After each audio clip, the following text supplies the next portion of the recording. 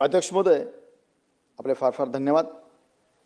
मी 101 अन्वय चर्चा आणि चर्चेमध्ये शिक्षण या विषयावर बोलण्यासाठी उभा आहे।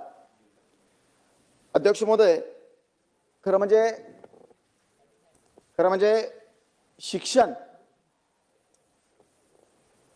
आपल्या भारताची सर्व इकॉनॉमी जर आपण बघितली तर फक्त दोन तंबूवर आपण अध्यक्ष महोदय अवलंबून आहोत, शेती आणि शिक्षण। आणि शेतीमध्ये आपल्या अनेक अडचणी आहेत, नैसर्गिक अडचणी आहेत, काही इन्फ्राच्या अडचणी आहेत आणि म्हणून जितकं इरिगेशन आपण करू शकतो त्याच्या फक्त 17%च आपण इरिगेशन करतो। आणि म्हणून आपल्या सरकारने निर्णय घेतले मागे 1984 पासून की शिक्षणामध्ये आपण सगळ्यात जास्त महत्त्व देऊन शिक्षणावर आपण भर दिला पाहिजे। आणि याकरता सरकारने वेतन श्रेणी लागू केली, म्हणजे वित्त आयोग लागू केला आणि त्रिस्तरीय वेतन श्रेणी लागू करून शिक्षण म्हणजे 60% आपल्याला आपली आर्थिक आणि संस्कारिक, भावनिक, बौद्धिक ही सगळी क्षमता तयार होण्यासाठी आपण शिक्षणाला महत्त्व दिलं अध्यक्ष महोदय। आणि नुसतं महत्त्व तोंडी नाही दिलं, आपण एकमेव शिक्षण खातं असं ठेवलं आहे की ज्याच्यावर प्रमोशन नाही जरी दिलं तरी शिक्षकांना 12 वर्षानंतर त्यांची सॅलरी वाढेल। भत्ते वगैरे दरवर्षी जे वाढतात तो भाग वेगळा, परंतु त्याच्या व्यतिरिक्त सुद्धा आपण एकमेव खातं असं ठेवलं आहे की ज्याच्यावर आपण प्रमोशन नसताना सुद्धा वेतन श्रेणी आपण वाढवून देतोय। ठीक आहे, त्याला काही हरकत नाही अध्यक्ष महोदय। आपल्याला शिक्षणा व्यतिरिक्त शिक्षकांवर आपण इतका खर्च करू लागलो सध्या, याच्याच करता की आपल्याला आपल्या ज्या पिढ्या आहेत त्या चांगल्या सक्षम बनाव्या, जगाशी त्यांनी चांगली कॉम्पिटिशन करावी, जगाच्या एकूण मार्केटिंगमध्ये आपला हिस्सा किमान 18% असावा। जगातल्या पॉप्युलेशनच्या आपण जवळपास 17 ते 18% आपलं पॉप्युलेशन अध्यक्ष महोदय। आणि बाकीच्या गोष्टी सगळ्या सक्षम करण्यासाठी आपण शिक्षण हे धोरण देशात आणि आपल्या राज्यामध्ये महत्त्वाचं केलं। अध्यक्ष महोदय, आपण काय अपेक्षित आपल्याला अपेक्षित आहे शिक्षण क्षेत्राकडनं शिक्षकांनी 5 ते 17 वर्षापर्यंत शालेय शिक्षण, खास करून मी अध्यक्ष महोदय शालेय शिक्षणावर बोलतोय। शालेय शिक्षण कारण की आपण जर बघितलं निसर्गाचा नियम आहे, 5 ते 17 वर्षापर्यंत आपण जे काही शिकतो, जे काही आपल्यामध्ये कला असतात त्या जर आपण बाहेर काढल्या आणि शिक्षकांनी व्यवस्थित लक्ष जर दिलं तर आपण आयुष्यामध्ये माझ्यात जे काही दडलेलं आहे त्याचा पूर्ण उपयोग मी माझ्याकरता घेऊ शकतो, माझ्या कुटुंबाला देऊ शकतो, माझ्या राज्याला आणि देशाला देऊ शकतो अध्यक्ष महोदय। आणि म्हणून प्राथमिक, उच्च प्राथमिक, माध्यमिक, उच्च माध्यमिक फक्त इतक्याच शिक्षकांकरता माझ्या पूर्ण आज राज्याची सॅलरी सगळ्या खात्यांची, PWD असेल, इरिगेशन असेल, सामाजिक न्याय असेल, GAD असेल, असे एकूण 23 खात्यांची सॅलरी अध्यक्ष महोदय 50,000 कोटीच्या वरती नाही आहे। पण आपण फक्त शालेय शिक्षकांना 84,000 कोटी रुपयांची सॅलरी अध्यक्ष महोदय देऊ लागलो आपण, 84,000 कोटी रुपयांची। याच्यामध्ये फार कमी 5 ते 7,000 कोटीच फक्त बाकीच्या इन्फ्रास्ट्रक्चरला आहे त्याच्यामध्ये, पण जवळपास 74 ते 76,000 कोटी रुपये निव्वळ आपण सॅलरीवर अध्यक्ष महोदय यांना देतोय। आणि अपेक्षित असं आहे, कायद्याने ठरवलंय, सगळे पुस्तकं नियम सगळे बनवलेत। काय बनवलेत? शिक्षकांनी गावामध्ये आपापल्या गावी मुक्कामी राहून ॲग्रीमेंट करून दिले त्यांनी आपल्याला, मुक्कामी राहून एकही मुलगा, खास करून दीन, दलित, आदिवासी, पीडित, गरीब या सगळ्या मुलांनी शिक्षण घेतलंच पाहिजे। मोफत आणि सक्तीचं शिक्षण हे आपण अवलंबलेलं अध्यक्ष महोदय। आणि म्हणून प्रत्येक शिक्षकांनी जे मुलं येत नाही त्यांच्या घरी जायचं आहे, त्यांना घरून तिथून आणायचं आहे आणि त्यांना चांगलं गुणवत्तादार शिक्षण द्यायचं आहे। मी प्रत्येक वेळेला शिक्षण जे बोलतोय अध्यक्ष महोदय त्याच्यामध्ये गुणवत्ता ही दडलेली आहे। गुणवत्तादार शिक्षण जर दिलं तरच माझं राज्य आणि त्याचं स्वतःचं सुद्धा भलं होऊ शकतं अध्यक्ष महोदय। आणि म्हणून अध्यक्ष महोदय, आपण साधा जर त्यांनी 5 ते 17 वर्षामध्ये त्याच्यामध्ये ज्या काही कला आहेत त्याला वाव जर दिला गेला शिक्षकांकडून, तर तो आयुष्यामध्ये कधीही मागे राहू शकणार नाही, अशी व्यवस्था अध्यक्ष महोदय आपण ऑलरेडी तयार केलेली आहे.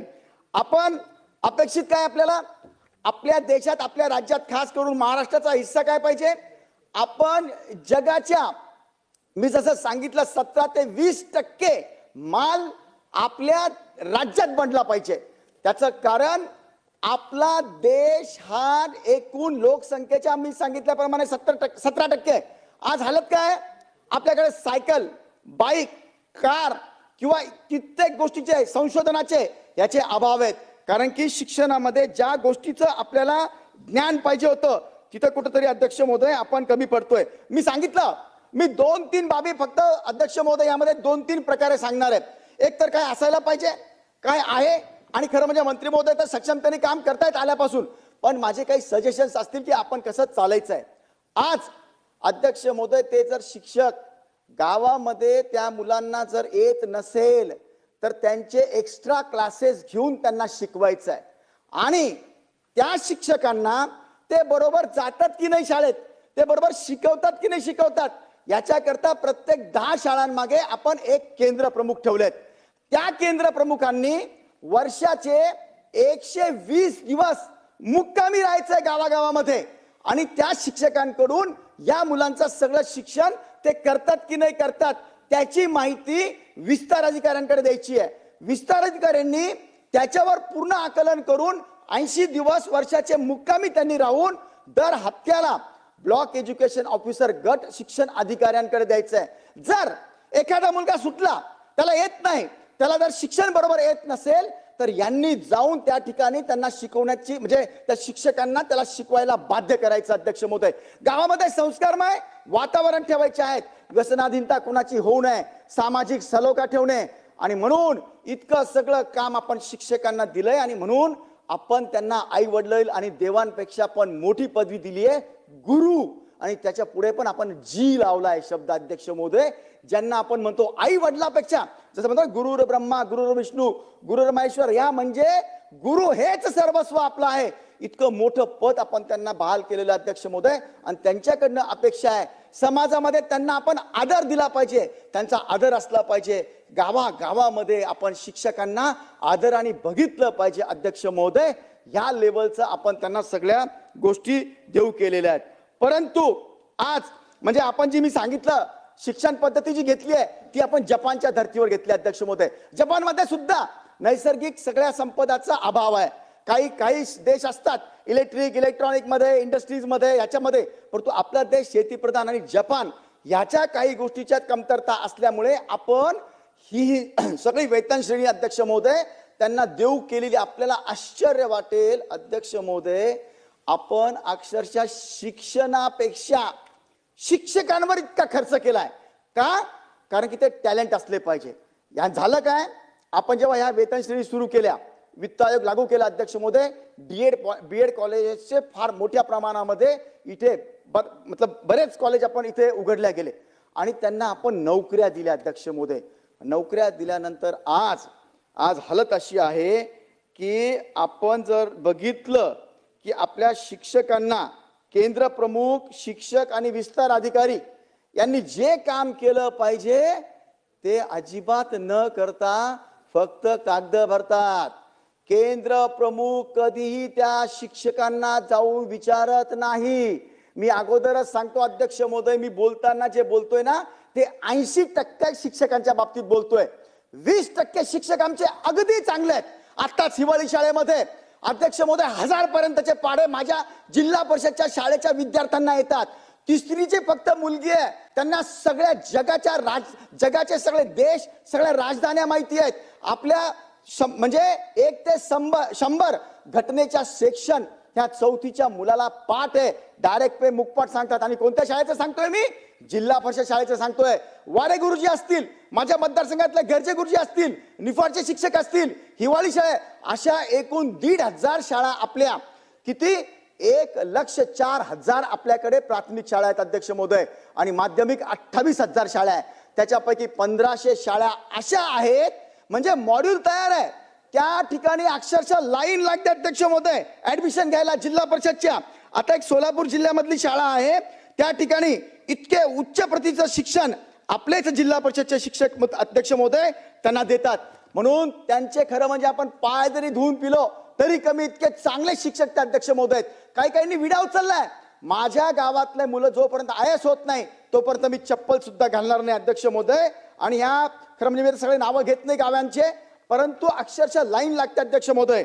परंतु दुर्दैवी असं आहे की मेजॉरिटी जी आहे, मेजॉरिटी ही अगदी भयंकर अध्यक्ष महोदय. जेव्हा आपण बघितलं केंद्राच्या काही गोष्टी लक्षात आल्या, राज्याच्या काही गोष्टी लक्षात आल्या की आपल्या पिढ्या सुधरत का नाही आहे.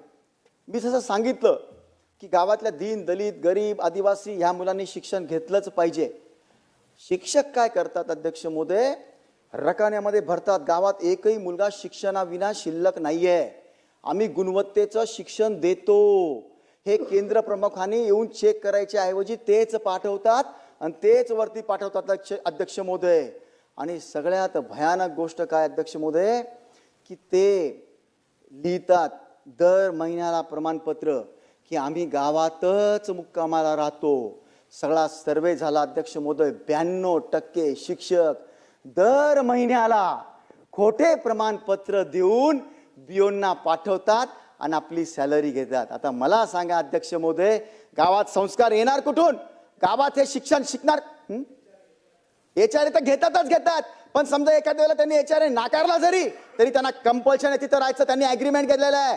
आपण अध्यक्ष महोदय मी स्पष्टपणे सांगतो, हे मला दुसरा शब्द नाही अध्यक्ष महोदय, यांनाच काही येत नाही, यांना अभ्यासक्रम माहित नाही, यांचे स्वतःचे अभ्यासक्रम यांना माहित नाही, त्यांच्या तासिका घेत नाहीये. आपण शिक्षक काय शिकवतात मुलांना, बाबा रे तू चोरी करू नको, तू पुस्तकावर काही खोटं लिहू नको, खोटे कागदपत्र बनवू नको. आणि हेच दर महिन्याला खोटे कागदपत्र जर बनवून देत असतील आणि जर पैसा लुटत असतील अध्यक्ष महोदय, माझा दावा आहे, मी मंत्री महोदयांना विनंती करतो, मंत्री महोदय आपण जे काही आमच्या प्रश्नाचे उत्तर देणार त्याच्यामध्ये आम्हाला आपल्याला हात जोडून विनंती आहे, तुम्ही सुधारणा अनंत करणार आहात, सुधारणा करा.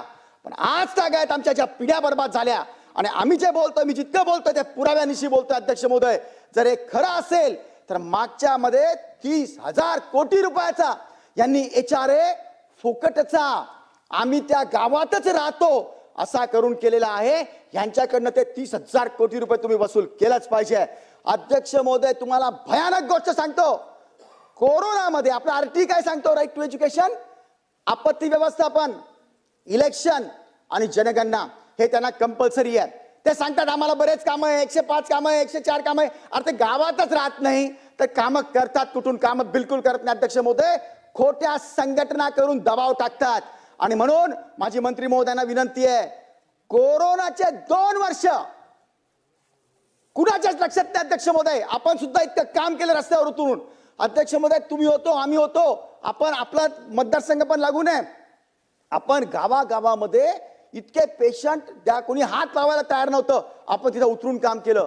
शिक्षकांची गरज होती त्या गावामध्ये, कुठे ऑक्सिजन आहे का, कोणी बिमार पडलंय का, कुणाला डॉक्टरची गरज आहे का, ह्या गोष्टी त्यांनी घरी बसून मोबाईलवर करायला पाहिजे होत्या, त्या गावातच राहायला पाहिजे होतं. पण अक्षरशः हे सगळे शहरात पळून गेले अध्यक्ष महोदय. अध्यक्ष महोदय तुम्ही माझी ही गोष्ट नोट करून घ्या, आम्ही तरीही त्या कोरोनाच्या कार्यकाळात त्याच गावात राहिलो, असे प्रमाणपत्र जोडले आणि 1,10,000 कोटी रुपयांचा पगार खोटा घेतला अध्यक्ष महोदय, यांनी खोटा घेतला. ते गावात नव्हते अध्यक्ष महोदय. आणि जेव्हा ही गोष्ट सगळ्या राज्याच्या आणि केंद्राच्या लक्षात आली की मुलं ढका होत आहेत, 30% मुलं गावातले शिकत का नाही आहेत, हे सांगतात झेडपीच्या शाळा बंद करू नका, पटसंख्या कमी होते. मला सांगा एका गावात 150 मुलं आहे का, 150 मुलं काही शाळेत शिकत नाही का? परंतु ते दुसरीकडे जातात शिकायला, दुसऱ्या शाळेत जातात, प्रायव्हेट शाळेत जातात. कोण जाऊ शकतं? ज्यांची बिचाऱ्यांची कॅपॅसिटी आहे ते फक्त जाऊ शकतात. आणि का जावं त्यांनी, का जावं त्यांनी? कारण त्यांनी याच्याकरता जाऊ नये की आमच्या जिल्हा परिषदच्या शाळांच्या शिक्षकांना आम्ही किमान 80,000 ते 1.5 लाख रुपये पगार देतो. आणि प्रायव्हेट शाळेत जिथे हे मुलं जाऊ लागले, हे सगळं सोडून, का सोडून जाऊ लागले? क्वालिटी नाही आहे, गुणवत्ता नाही म्हणून. जिथे ते जातात तिथे 15 ते 20 हजार रुपये पण पगार नाही आहे. आणि सगळ्यात मोठा पुरावा देतो अध्यक्ष महोदय तुम्हाला मी, शिक्षकांना काही येत नाही. ढ 70% शिक्षक, त्यांना त्यांचा अभ्यासक्रम येत नाही. त्याचा सगळ्यात मोठा पुरावा, या शिक्षकांची मुलं, स्वतःची मुलं दुसऱ्या शाळेत टाकतात. हे कोणत्या शाळेत टाकतात? ज्या शाळेतल्या मास्तरांना 15,000 रुपये पण पगार नाहीये. मला सांगा हे कोणतं सायन्स आहे? आमच्याकडनं 80,000 रुपये घ्यायचे गोरगरिबांचे, आणि तुम्ही स्वतःचे मुलं 15 आणि 20,000 रुपयाच्या शिक्षकाच्या तिकीट टाकायचे. म्हणजे तुम्हाला बोलणारं कोणी राहिलं नाहीये. खोट्या संघटना करायच्या, खोट्या संघटनाच्या ताकदीवर बोलायचं. आणि दुर्दैवाने सांगतो, याच्यामध्ये आमच्या वरचे MLCचे 70 ते 80% आमदार याच्यामध्ये सामील आहेत. माझा सगळ्यात पहिले तुम्हाला विनंती आहे, सगळी प्रोसिजर सुरू करून ह्या MLC बंद करून टाकल्या पाहिजे. कशाला पाहिजे पदवीधर शिक्षक? कशाला पाहिजे हे सगळे शिक्षक, मतदारसंघातले शिक्षक, आमदार? हे सगळेच्या सगळे शिक्षकांना खोटी साथ देतात. खोटी साथ देऊन आमच्या मुलांच्या पिढ्या बर्बाद करायला कारणीभूत राहतात. संघटना, पोलीस, मिलिटरी आणि शिक्षक यांना संप, मोर्चा, कोणतेही संघटना करण्याचा अधिकार घटनेने दिलेला नाहीये, आपण दिलेला नाहीये. तरी पण खोट्या संघटना करतात आणि संघटनाचे मोर्चे करतात. आणि दुर्दैवाने हे आमचे आमदार त्या संघटनेच्या मोर्चेला हजर राहून आमच्या पिढ्या बर्बाद होईल अशा कृत्याला साथ देतात. माझी विनंती या निमित्ताने, हे सगळे जे MLC आहेत ना, पदवीधर आणि शिक्षक, हे अबॉलिश केले पाहिजे. अगोदर काय होतं अध्यक्ष महोदय? आमच्या सगळ्या सभागृहाचा शिक्षणाचा रेट फक्त 6% होता. म्हणजे इथं जे शिकलेले आमदार असायचे ते फक्त 6% असायचे. म्हणून यांची गरज होती, शिक्षक आमदार, पदवीधर आमदार आमच्या राज्याला काही देतील, आमच्या देशाला काही देतील, असं होतं. आता गरज काय यांची? आता बचत गटातनं घ्या, कामगारातनं घ्या, अंगणवाडी सेविका या शिक्षकांपेक्षा इतकं चांगलं काम करते, त्या बिचारीला आपण 10,000 रुपये देत नाही, आणि हे कामं करत नाही, यांना 80,000 रुपये देतो. आणि सगळ्यात मोठा पुरावा धक्कादायक तुम्हाला कळेल अध्यक्ष महोदय, मी नमूद करतो. जेव्हा केंद्राच्या आणि राज्याच्या लक्षात आलं, यार D.Ed B.Ed होतात हे लोक, आणि आपल्या पिढ्या बर्बाद का होऊ लागल्या. 30% गावातल्या मुलांचे लग्न होत नाही. त्या बिचाराला करण्याची फार त्याला उत्कंठा आहे, काहीतरी करावं, पण बेसिक एज्युकेशन बरोबर झालेलं नाहीये. मॅट्रिक झाला, BCom झाला, इंजिनियर झाला, पण इंटरव्ह्यू मध्ये फेल. कारण जो आपला 5 ते 17 वर्षाचं वय असतं त्याच्यामध्ये तुम्ही बघा, आपल्याला जर समजा 1 महिन्यापूर्वीचं विचारलं तर आपल्याला आठवत नाही, पण लहानपणीचं सगळं आपल्याला एक दिवसाचं आठवतं. निसर्ग सांगतो 5 ते 17 वर्षापर्यंत आपल्याला जे दिलं जाईल त्याच्यावर शालेय शिक्षण चांगलं झालं तरच तो वरती BCom मध्ये तो कामाला येऊन आणि राज्याच्या आणि त्या स्वतःच्या कामाला येईल अध्यक्ष महोदय. पण हे जेव्हा राज्याच्या आणि केंद्राच्या लक्षात आलं तर केंद्राने निर्णय घेतला 2013 मध्ये, 2015 मध्ये परीक्षा झाली 15, जरी हे D.Ed B.Ed झाले तरी यांची TET घ्या, टीचर्स एलिजिबिलिटी टेस्ट, ही घ्या, टेस्ट घ्या. अध्यक्ष महोदय, तुम्हाला आश्चर्य वाटेल, 3.25 लाख जे D.Ed B.Ed ज्यांना आता आपण डायरेक्ट नोकरी देणार होतो, आतापर्यंत देत आलो, एक एक्झाम घेत होतो आपण D.Ed B.Ed ची, पण ती कशी डुप्लिकेट होती, कसे डुप्लिकेट सर्टिफिकेट घेऊन यांनी केले होते, त्याचा मोठा पुरावा आता लक्षात आला. आता लक्षात आला कसं? 3.25 लाख D.Ed B.Ed जे शिक्षक होणार होते त्यांची TET घेतली. किती टक्के पास झाले असेल? किती टक्के पास झाले असेल अध्यक्ष महोदय तुमच्या हिशोबाने? नाही, फक्त 14,000 मुलं पास झाले. 14,000, फक्त 4% निकाल लागला. म्हणजे ही रद्दी आहे, शिकवण्याच्या लायकीची नाहीये ही. आणि याच्या वरती त्यांनी काय केलं माहितीये? आपण हे जे ब्लॅक लिस्टेड होते त्या पोर्टलवाल्याला ह्या परीक्षा घेण्याकरता दिलं. आपलं महाराष्ट्रामध्ये महाराष्ट्र राज्य परीक्षा मंडळ आहे, त्या या परीक्षा घेतं, पण त्यांचं लॉग इन आणि पोर्टल हे आपण प्रायव्हेटमध्ये दिलं. यांनी काय केलं, त्यांच्या लक्षात आलं आपण फेल झालो. अध्यक्ष महोदय, हा ताबडतोब फ्रॅक्शन ऑफ सेकंडला निकाल तर आपल्या राज्याकडे येऊन गेला, महाराष्ट्र राज्य परिषदेकडे. पण ह्या बहादरांनी काय केलं, रात्रीच त्या लॉग इन वाल्याला पटवलं. एक डेरे नावाचे आपले आयुक्त होते, शिक्षण आयुक्त, त्याला सामील केलं आणि रातोरात ते डाउनलोड जे होते त्याच्या लॉग इन मध्ये सगळं बदलून पास करून घेतलं स्वतःला. ते सर्टिफिकेट डाउनलोड करून घेतलंय आणि पुन्हा जसं तसं करून राज्य शासनाला पाठवून दिलं. अध्यक्ष महोदय, अध्यक्ष महोदय, यांचे व्हेरिफिकेशन व्हायला पाहिजे होतं. हजारो शिक्षकांनी इओनी आणि सांगितलं होतं राज्यांनी, आयुक्तांनी यांना कळवलं होतं लेखी, की आमचं व्हेरिफिकेशन दिल्याशिवाय यांना पदवी म्हणजे हे द्यायचं नाही, शिक्षक बनवायचं नाही, यांना नोकरी द्यायचं नाही, यांना कोणतीही सही द्यायची नाही. पण त्यांनी तसं केलं नाही, काही ऐकलं नाही आणि 25-25 लाख रुपये घेऊन अध्यक्ष महोदय यांना डायरेक्ट खोट्या पदव्या बहाल केल्या. इतकंच नाही, हे डुप्लिकेट सर्टिफिकेट छापले, सेम तशा सह्या केल्या, तसे हजारोच्या नोकऱ्या मिळवल्या. आणि काही महाभागांनी काय केलं अध्यक्ष महोदय माहिती आहे? 2013 पासून तर 19 पर्यंतची मुदत होती या एक्झाम देण्याची. यांनी अगोदर कायम विनाअनुदानित होतं, आता विनाअनुदानित केलं आपण या आपल्या आमदारांच्या फोर्सवर.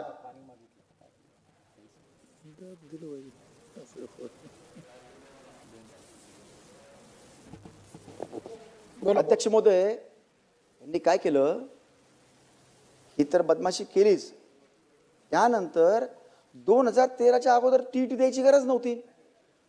त्यावेळेसच्या इओनना धरलं आणि ज्या संस्था होत्या त्या शिक्षकांना हातात, त्या संस्था चालकांना हातात धरून, आज 30 वर्षाचा मुलगा आहे आणि त्यांनी काय केलं अध्यक्ष महोदय, काय केलं, त्यावेळेला मी तिथं शिक्षक म्हणून होतो असं दाखवून आतापर्यंतचा पगार लाटला आणि पुन्हा आत्ताची त्यांची परवानगी घेतली. अध्यक्ष महोदय, आत्ताच जस्ट एक प्रकरण जळगावचं 4च दिवस झाले,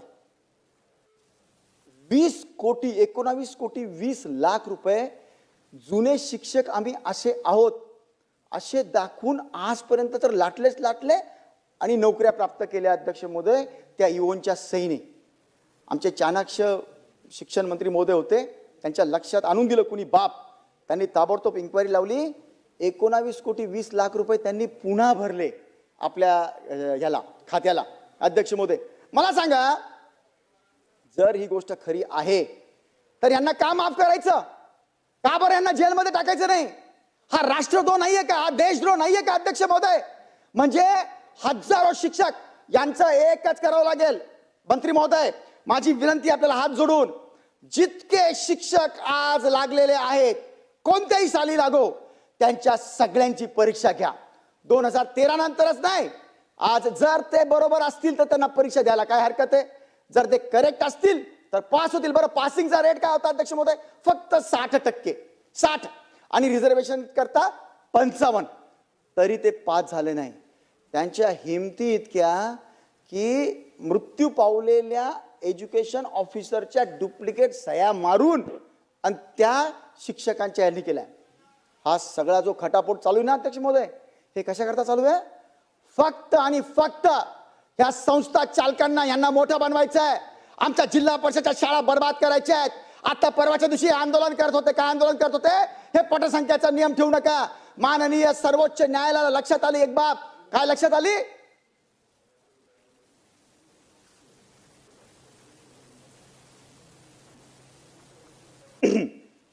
सन्मान्य अध्यक्ष महोदय, सर्वोच्च न्यायालयाच्या बाब एक लक्षात आली.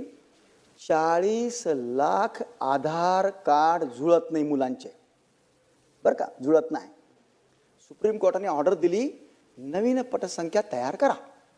हे लगेच हादरलंय, कारण एक प्रकरण आता झालं. 9वी पर्यंत 10 लाख मुलं शिकत होते शाळेत, आणि जेव्हा 10वीत गेलं, कारण की SSC बोर्ड आहे, तिथं तर सगळं कागदावर येतं, सगळं त्याला ऑनलाईन असतं, ते सगळं म्हणजे शो होतं. लागलीच 10 लाखाची संख्या मॅट्रिकमध्ये 10वीला 7 लाख झाली. 3 लाख मुलं कुठे झाले गायब? 10,000 अतिरिक्त शिक्षक आमचे खोटे पगार घेत होते. आणि हे आता आंदोलन काय करतात? नाही नाही नाही, पटसंख्या वगैरे काही बघू नका, सुप्रीम कोर्टाचा निकाल आला, तुम्ही काही बघू नका, नवीन GR काढा. अरे कशाला घाबरलेत अध्यक्ष महोदय? अतिरिक्त शिक्षक जे अजिबात पगार घेतात, फक्त शिकवत नाही, त्यांना फक्त 10 मुलं, 20 शिक्षक, 20 मुलं, 5 शिक्षक, अशी सगळी, कारण ती कामच करायचं नाहीये. मग काम काय करतात? स्वतःला तर काही येत नाही. गावात जर आपण राहिलो, आपल्याला लोक जबाब विचारतील, आमच्या मुलाला काही येत नाही. हे काय करतात अध्यक्ष महोदय? तुम्ही बघून घ्या. कित्येक शिक्षक बँकेचे लोन एजंट आहेत, LIC एजंट आहेत, प्लॉटिंग करतात, सावकार्या करतात, जीपाच टॅक्स चालवतात अध्यक्ष महोदय दुसऱ्यांना देऊन. इतकंच नाही अध्यक्ष महोदय, यांच्या नातेवाईकाच्या नावाने पुरावे माझ्याकडे बिअर बार ओपन केले त्यांनी. काहीतरी वाटलं पाहिजे मनाला. इतकंच नाही अध्यक्ष महोदय, स्वतः कॉन्ट्रॅक्टर बिल्डर. हे मी जितकं बोलतोय ना, हे यांना चालत नाही. कोणत्याही नोकरीच्या माणसाने या गोष्टी करू नये, त्याच गोष्टी ते करतात. आणि शाळेमध्ये 5 ते 10 हजार रुपयाचा मुलगा पाठवून देतात आणि स्वतः सव्वा लाख रुपयाचे पगार मोफत घेतात. पैसा इतका वाढलाय, संघटनेची ताकद इतकी वाढवून ठेवली आहे. 5 लाख शिक्षक प्राथमिकचे, 2 लाख शिक्षक माध्यमिकचे, हे सगळे 7 लाख शिक्षक. आणि आमचे काही राजकारणी त्यांना घाबरतात, म्हणतात अरे नाही रे नाही, ते काय इतकं मोठं त्यांचं व्याप आहे, मग ते आपल्याला हरवतील. ते शिक्षक आपला शिक्षकाच्या प्रती आपल्याला आदर असला पाहिजे. आदर नाहीये, भीती आहे आपल्या त्या शिक्षकाची, भीती आहे. हे काय करतील समाजामध्ये माहित नाही. भांडण लावतात एक दुसऱ्यामध्ये, राजकारण करतात, पतपेढ्यांचे राजकारण करतात अध्यक्ष महोदय. इतकंच नाही, आता तुम्ही जर बघितलं मागच्या 5 वर्षामध्ये कित्येक अत्याचारांच्या, लहान मुलीवरच्या अत्याचारांच्या केसेस या शिक्षकांकडनं घडतायत अध्यक्ष महोदय. हे लाजिरवाणं नाहीये का अध्यक्ष महोदय? आपण गुरु मानतोय त्यांना, आणि त्यांच्याकडनं ह्या सगळ्या गोष्टी घडू लागल्या आहेत. आपण त्यांना पोर्टल दिलेत, UDIS, सरल, squash, teachers portal, students portal, अजून पवित्र पोर्टल, सरल पोर्टल. सगळ्या पोर्टलचा गैरफायदा घेतात अध्यक्ष महोदय. हे फक्त एक भरतात आणि केंद्र प्रमुखांचे यांचे हप्ते ठरलेले आहेत. तुम्ही बघून घ्या. मंत्री महोदयांनी मला मागच्या 2 वर्षाचा रिपोर्ट आपल्या अधिवेशनात किंवा पुढच्या अधिवेशनात दाखवावा. किती केंद्र प्रमुखांनी त्या भेटी दिल्या, किती गावात त्यांनी मुक्काम केलं. अध्यक्ष महोदय, कायदा असा आहे, जर त्या प्राथमिक शिक्षकांनी, उच्च प्राथमिक शिक्षकांनी, माध्यमिकच्या शिक्षकांनी, उच्च माध्यमिकच्या शिक्षकांनी शिकवता 8-10 हजार मुलं राहून गेले गावात काही, किंवा पूर्ण जिल्ह्यात 80, 100, 200 मुलं राहून गेले, तर त्यांनी ताबडतोब डेप्युटी डायरेक्टरला कळवायचंय. इव्हनच्या मार्फत डेप्युटी डायरेक्टरनी ताबडतोब त्या आपल्याकडे 7 डायरेक्टर शिक्षणामध्ये अध्यक्ष महोदय. प्राथमिकचे डायरेक्टर, उच्च प्राथमिकचे माध्यमिकचे डायरेक्टर अध्यक्ष महोदय, बालभारतीचे डायरेक्टर, ऍप्टिट्यूडचे डायरेक्टर अध्यक्ष महोदय. इतकंच नाही तर अल्पसंख्याक आणि प्रौढचे सुद्धा आपले डायरेक्टर आहेत. इतकी सगळी हायरार्की का दिली आपण? फक्त एकाच खात्यामध्ये इतकी हायरार्की दिली आहे. जर 100-200 मुलं राहिले असतील तर त्या डेप्युटी डायरेक्टरनी डायरेक्ट आयुक्तांनी येऊन त्यांची मीटिंग घ्यायची आहे, त्या मुलांना जमवायचं आहे आणि त्यांना वेगळं प्रशिक्षण देऊन त्या प्रवाहात आणायचं आहे. आणि हा सगळ्यात मोठा धोका आणि सगळ्यात मोठं नुकसान आमच्या गोरगरिबांचं होत आहे. पैसावाला शिकू शकेल अध्यक्ष महोदय, पैसेवाले शिकू शकतात. दीन, दलित, गरीब, पारधी, आदिवासी ह्यांनी कुठे जायचं? आमचे सेक्युरिटी, आमचे पोलीस मित्र, आमचे टॅक्सीवाले, आमच्या रिक्षावाले, या सगळ्यांच्या मुलांची आज इतकी दैना आहेत, ते 30,000 रुपये पण वर्षाचे भरू शकत नाही. आणि ती जिम्मेदारी आम्ही घेतली आहे, आमच्या सरकारने घेतली आहे अध्यक्ष महोदय. त्यांना शिकवण्याची जिम्मेदारी घेतली आहे. पण संघटनेच्या जोरावर आणि राजकारण्यांच्या सगळ्या दबावामुळे आपण कुठे पुढे जाऊ शकत नाहीये. माझं फक्त एकच विनंती आहे, ह्या सगळ्या गोष्टीची टेस्ट तुमच्याकडे आहे. हे प्रूव्ह झालंय की हे शिक्षक शिकवत नाही, यांना काही येत नाही, आणि ज्यांना येतं त्यांचा ऍटिट्यूड बरोबर नाही अध्यक्ष महोदय. ते फक्त दबावात आणतात. मग तुम्ही यांच्यावर कारवाई करणार की नाही करणार? अध्यक्ष महोदय, सुधारणा होत राहतील. अध्यक्ष महोदय, मंत्री म्हणतील की बाबा, आता मंत्री महोदय सांगतील आपण असा सुधारणा करू वगैरे वगैरे. बिलकुल करा सुधारणा. आज तागायत जे दिलेलं होतं आणि आमच्या पिढ्या बर्बाद केल्या अध्यक्ष महोदय, बर्बाद ह्या लेवलवर केल्या की गावामध्ये लग्न होत नाही आमच्या मुलांचे. 35 वर्षांचे मुलं झालंय. मी अगोदरच सांगितलं, शिक्षण हाच मूलमंत्र होता. जर त्याचं बेसिक एज्युकेशन बरोबर झालं असतं तर ही गोष्ट आली नसती. लहान 7-8 वर्षाची मुलगी, मुलगा, त्याचे खेळण्याचे बागडण्याचे दिवस अध्यक्ष महोदय, त्यांना पैशावाल्याच्या लहान बाळांना सांभाळावं लागतं अध्यक्ष महोदय. ही थोडी गोष्ट नाही आहे. गावागावात अशी परिस्थिती आहे. शेतकरी मित्र आपल्या मुलाला शाळेत टाकायला जिल्हा परिषदेच्या तयारीच्या करता नाहीये. ती पहिला मोठा मुलगा शिकवला होता, तो बिचारा बर्बाद झाला, काही तो करू शकला नाही. दुसरा डायरेक्ट शेतमजूर दिसतोय गावागावामध्ये. आणि जर गावागावामध्ये शेतमजूर आणि इतक्या मोठ्या संख्येमध्ये बेरोजगारी असेल तर हे शिक्षण आणि आपला शिक्षणाचा कायदा केला कुठं? त्यांची जबाबदारी होती. त्या जितक्या डिग्र्या घेतील त्यांना कुठे ना कुठे नोकरी मिळेल.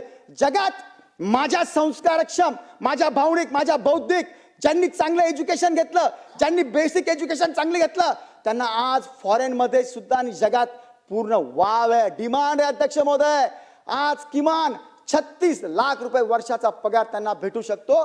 साधं बेसिक शालेय एज्युकेशन फक्त चांगलं पाहिजे, पण ते फक्त नसल्यामुळे ह्या सगळ्या बाबी घडतायत अध्यक्ष महोदय. याच्या पुढे चालून काही काही महाभाग असे आहेत, त्यांना त्याच गावात राहायचं आहे, त्यांना बदली नकोय, त्यांना बदल्या नकोय अध्यक्ष महोदय, किंवा आपल्या मनाप्रमाणे बदली चालते. मग आपल्याकडे कायदे काय, जर कोणी दिव्यांग शिक्षक किंवा शिक्षिका असेल तर त्यांना त्यांच्या मनाप्रमाणे बदली दिली जाईल. जर कोणी दिव्यांग असेल तर त्या एक तर बदली नाकारू शकतात.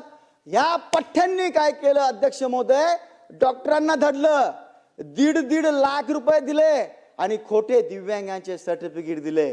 बार्शी, वाशिम, अकोला, संभाजीनगर, नांदेड या ठिकाणी प्रूव्ह केस झाल्या त्या सगळ्याच्या सगळ्या खोटे दिव्यांगाचे प्रमाणपत्र. इथपर्यंत यांची मजल गेली. स्वतःचे मुलं मनोरुग्ण नसताना माझा मुलगा मुलगी मनोरुग्ण आहे असं दाखवलं, माझे आई वडील मनोरुग्ण आहे असं दाखवलं. इतकंच नाही तर आई वडील कुणाकुणाचे नसताना किंवा कुणाचे असूनही अध्यक्ष महोदय यांनी त्यांचे खोटे औषधाचे बिल, कारण की शिक्षकांना आपण सगळ्या सवलती दिल्या आहेत, पगाराच्या व्यतिरिक्त आपण त्यांना सवलती देतो अध्यक्ष महोदय, आणि म्हणून असे खोटे कागद त्यांनी तयार करून आई वडील बिमार नाहीये, स्वतः बिमार नाहीये, जिल्हा परिषद चक्रा मारतात पैसे करता, केंद्र प्रमुख, विस्तार प्रमुख, आणि ह्यांची बैठक काय होतं रात्री, का रे तू माझी बदली नाही केली, तुला तर मी पैसे दिले होते, तू माझ्या बदलीचा प्रस्ताव का नाही पाठवला, तू माझे इतके पैसे, तो केंद्र प्रमुख त्याला सांगतो माझा तू मागच्या 2 महिन्याचा हप्ताच दिला नाही. आणि अशा पद्धतीने यांनी सगळ्या शिक्षणाचा खेळ खंडोबा केला अध्यक्ष महोदय. बऱ्याच चांगल्या संस्था आहेत. पुण्यामध्ये एक सिस्कॉम नावाची संस्था आहे अध्यक्ष महोदय. शिक्षण मंत्री महोदयांना मी विनंती करेल की अधिवेशन झाल्यावर मी आपल्याकडे येईल. सिस्टम फॉर करेक्शन मुवमेंट आहे त्यांची, इतकी चांगली संस्था आहे. सन्मान्य पंतप्रधान कार्यालयाने त्याची दखल घेतली आहे. 70% त्यांची गोष्ट जी ते बोलले होते त्यांना त्यांनी पुढे सरकवलंय अध्यक्ष महोदय. चांगल्या चांगल्या दिल्या आहेत. या मी जसं सांगितलं, या सगळ्या शिक्षकांची, शिक्षक संघटनांची आणि काही आमच्या आमदार महोदयांची, सगळ्या संस्थांना मोठं करायचं नाही, गलेलट्टा करायचं आहे. आमच्या सरकारी शाळांना बर्बाद करायचे अध्यक्ष महोदय. आणि म्हणून संस्था कशा, संस्था सुद्धा अशा पैसे आमचे घेतात आणि डोनेशन तिकडे घेतात अध्यक्ष महोदय. आरटी मध्ये 25% गरिबांची मुलं, दीन दलित यांची मुलं असली पाहिजे. आज तुम्हाला सांगतो अध्यक्ष महोदय, इन्कम टॅक्स भरणाऱ्यांची, इतकंच नाही शिक्षकांची स्वतःची मुलं त्या प्रायव्हेट शाळेत आरटी मध्ये यांनी टाकली अध्यक्ष महोदय. काहीतरी मनाला वाटली. पुरावे दिलेत मी संभाजीनगरच्या इवोंडा या सगळ्या गोष्टीचे अध्यक्ष महोदय. आणि संस्था ज्या आहेत आपल्या, ज्यांचा पगार आपण देतो, मायनॉरिटीच्या संस्था आहेत. या मायनॉरिटीच्या संस्था कशा आहेत अध्यक्ष महोदय माहिती आहे? मायनॉरिटीचा कायदा असा आहे, त्यांना कोणती शिक्षक भरतीचा काही हे नाही आहे, अडचण नाही आहे, ते त्यांच्या मनाने हे करू शकतात. त्यांना रिझर्वेशन नाही आहे. म्हणजे संस्थेमध्ये SC ST सामाजिक रिझर्वेशन वेगळं आहे आणि ऍक्च्युअल घटनात्मक रिझर्वेशन वेगळं आहे. आणि यांना कोणतं रिझर्वेशन मायनॉरिटीचं नाही आहे. पण मायनॉरिटीचा नियम काय आहे? किमान मायनॉरिटीचं असं आहे अध्यक्ष महोदय, एक आहे भाषिक, एक आहे धार्मिक. समजा भाषिकमध्ये तमिळनाडूचं कोणी असेल किंवा एखादा, अध्यक्ष महोदय सुरुवातच केली अध्यक्ष महोदय. मी घड्याळाकडे बघत पण नाही अध्यक्ष महोदय अजिबात. आणि माझी ही गोष्ट जी मी बोलतोय ना अध्यक्ष महोदय, खरं सांगतो, फार चुकलोय आपण 20 वर्षात. मी नुसतं बोलायचं म्हणून बोलत नाही. मी तुम्हाला इतकी विनंती करू, इतक्या रात्रीमध्ये खरंच थांबलो नाही अध्यक्ष महोदय. खरंच पिढ्या बरोबर लहान मुलांची तुम्ही हालत जाऊन बघा अध्यक्ष महोदय. गावागावामध्ये साहेब माइनॉरिटी पे तो आता मैं रणधीर बाबू, लेकिन सुनने जैसी बात है, छोटी लड़कियां जो है ना, मेरी खुद की लड़कियां मेरे को सामने आती, जब बेचारों के खेलने का टाइम है और उनको बर्तन उठा के भांडे मांजना पडते, भांडे घासावे लागतात, त्यांना विटकराचे टोपले उचावे लागतात, त्यांना वाळूचे ते बघा जाऊन गावागावात ट्रॅक्टरच्या खाली लहान मुली आपल्या आई बरोबर काम करतात अध्यक्ष महोदय. का करत नाही असं? खोटं बोलतोय अध्यक्ष महोदय मी? त्यांच्या आई भांडे माजतात. अरे आपण जेव्हा इतका पैसा दिला, आपण व्यवस्था तयार केल्या, या शिक्षकांना यांचं काम नाही का गावागावात जाऊन या मुलांना चांगलं शिक्षण द्यायचं? जर ते देऊ शकत नसतील तर त्याच्या पुढच्या व्यवस्था आम्ही केल्या. विस्तार अधिकारी, केंद्र प्रमुख ठेवले, सगळा पैसा आमचा ऐटायचा आणि तुम्ही लाटायचा पैसा. सगळे खोटे कागदपत्र बनवून लाटायचा. आणि मी तुम्हाला बोलायचं नाही, ज्या गोष्टी राईट आहे त्या शिक्षकांच्या बोलायच्या नाही अध्यक्ष महोदय. मायनॉरिटी मी तुम्हाला सांगत होतो, भाषिक आणि धार्मिक. समजा तमिळनाडू कर्नाटकचे जर असतील त्यांची भाषा टिकावी, मराठी बरोबर त्यांनी त्यांच्या भाषेचा बघावं. धार्मिक मध्ये असं आहे अध्यक्ष महोदय, समजा ख्रिश्चन असेल, जैन असेल, मुस्लिम असेल, ज्या अल्पसंख्याकमध्ये त्यात पारसी असतील वगैरे वगैरे, त्या शाळेमध्ये किमान 50% मुलं त्या कॅटेगरीचे असले पाहिजे, अल्पसंख्याक. या बहादरांनी काय केलं अध्यक्ष महोदय, मुंबईच्या 40% शाळा मायनॉरिटीच्या परवानग्या घेतल्या, आमच्या अधिकाऱ्यांनी देऊन टाकल्या आणि त्यामध्ये 10% पण अल्पसंख्याक मुलं शिकत नाही, मायनॉरिटीचे शिकत नाही. रिझर्वेशन सगळं खाऊन घेतलंय. अध्यक्ष महोदय मला सांगा, जर त्यांना SC ST OBCचं आरक्षण लागू होतं, मायनॉरिटीचा मुद्दाम घेतला आणि कोट्यावधीचे डोनेशन घेण्याकरता त्यांनी असं केलं, यांच्यावर ऍट्रॅक्ट सुद्धा टाकायचे नाही. ज्या दीन दलित SC STच्या यांनी त्या कॅटेगरीच्या गोरगरिबांच्या रिझर्वेशन खाऊन घेतले, यांच्यावर अॅट्रॉसिटी टाकली पाहिजे. या मायनॉरिटीच्या चेक करा शिक्षण मंत्री महोदय, तुम्ही मुंबई मधले चेक करा. आज सकाळी सोमय्या कॉलेजचा विषय निघाला होता. एक मला वाटतं वरुण सरदेसाई साहेब सांगत होते की ह्या वर्षी तो धरला गेला, मागच्या 10 वर्ष चेक करा. मंत्री महोदयांनी बरोबर उत्तर दिलं नाही, राज्यमंत्री महोदयांनी. पण मी आज विनंती करतो, मुंबईच्या नाही राज्याच्या शाळा ही छोटी गोष्ट नाही. या गोरगरिबांकरता आपण सगळे आहोत. आपण 288 जण त्यांचं बघण्यासाठी इथं अध्यक्ष महोदय आलेलो आहोत. आणि म्हणून माझी विनंती आहे, मी जर बरोबर बोलत असेल, मायनॉरिटीच्या कॉलेजमध्ये जर ते सगळेच विद्यार्थी जर असतील तर मायनॉरिटीची परवानगी यांना दिली का? आम्ही का दिली यांना अध्यक्ष महोदय परवानगी? काही यांना परवानगी द्यायची. प्रवेश परीक्षेचा कायदा काय होता, सुप्रीम कोर्टापर्यंत मॅटर केलं. 1997 आणि 2003चा GR आहे, राज्य शासनाने काढला. आणि प्रवेश प्रक्रिया म्हणजे 11वी 12वीचे प्रवेश सुरू म्हणजे उच्च माध्यमिक मध्ये येतं. त्याच्यामध्ये त्यांची प्रवेश सुरू होण्याच्या 15 दिवस अगोदर त्यांचे सगळे रिझर्वेशन त्यांनी भरले पाहिजे, जितके असतील तितके. म्हणजे काही दिव्यांगाचे होते, काही खेळाडूचे होते. आता ते दिव्यांगाचं बंद झालंय सध्या, खेळाडूचं बंद झालंय सध्या. पण काही बाकीचे रिझर्वेशन त्यांचा इन हाऊस कोटा होता 20%, मायनॉरिटीचा कोटा होता अध्यक्ष महोदय 5% मॅनेजमेंट कोटा होता. 5% मॅनेजमेंट कोटा त्यांना कुणालाही भरू द्या, काही म्हणणं नाही आमचं. पण बाकीचे 95% मंत्री महोदय याच शैक्षणिक वर्षापासून आपण राज्य सरकारने भरावे, ऑनलाईन भरावे. ऑनलाईन भरण्याचा कायदा असूनही ते कसं दाखवतात माहिती का अध्यक्ष महोदय, कागदावर भरतात आणि त्याला फीड करून टाकतात आणि म्हणतात ऑनलाईन झालंय. अरे ऑनलाईन म्हणजे जिवंत प्रवेश प्रक्रिया झाली पाहिजे. तसं न करता असं करतात. सिस्कॉम ही चांगली संस्था, त्यांनी लक्षात आणून दिली या बाबी. आयुक्त महोदयांनी ऐकलं, सत्येंद्र सिंग साहेबांनी त्यांनी काढलं पण चांगलं, पण खाली फिल्टर होऊन ते बरोबर इम्प्लिमेंट होत नाही. माझी विनंती आहे मंत्री महोदय की या सगळ्या प्रवेश प्रक्रिया सरकारने इन कॅमेरा कराव्या. का कराव्या? कारण की मेरिट वाल्यावर अन्याय होऊ लागला. जेव्हा ते अभ्यास करून वरती जाऊ लागले, आपल्या शालेय शिक्षणामध्ये सिस्टम काय झाली अध्यक्ष महोदय माहिती का, जे खरे शिकवणारे शिक्षक आहेत त्यांना पगार देत नाही, त्यांना आत्महत्या कराव्या लागतात. आणि जे अजिबात काम करत नाही, गावामध्ये अक्षरशः गुंडाप्रमाणे ते वावरतात, गुंडांना हातात धरतात.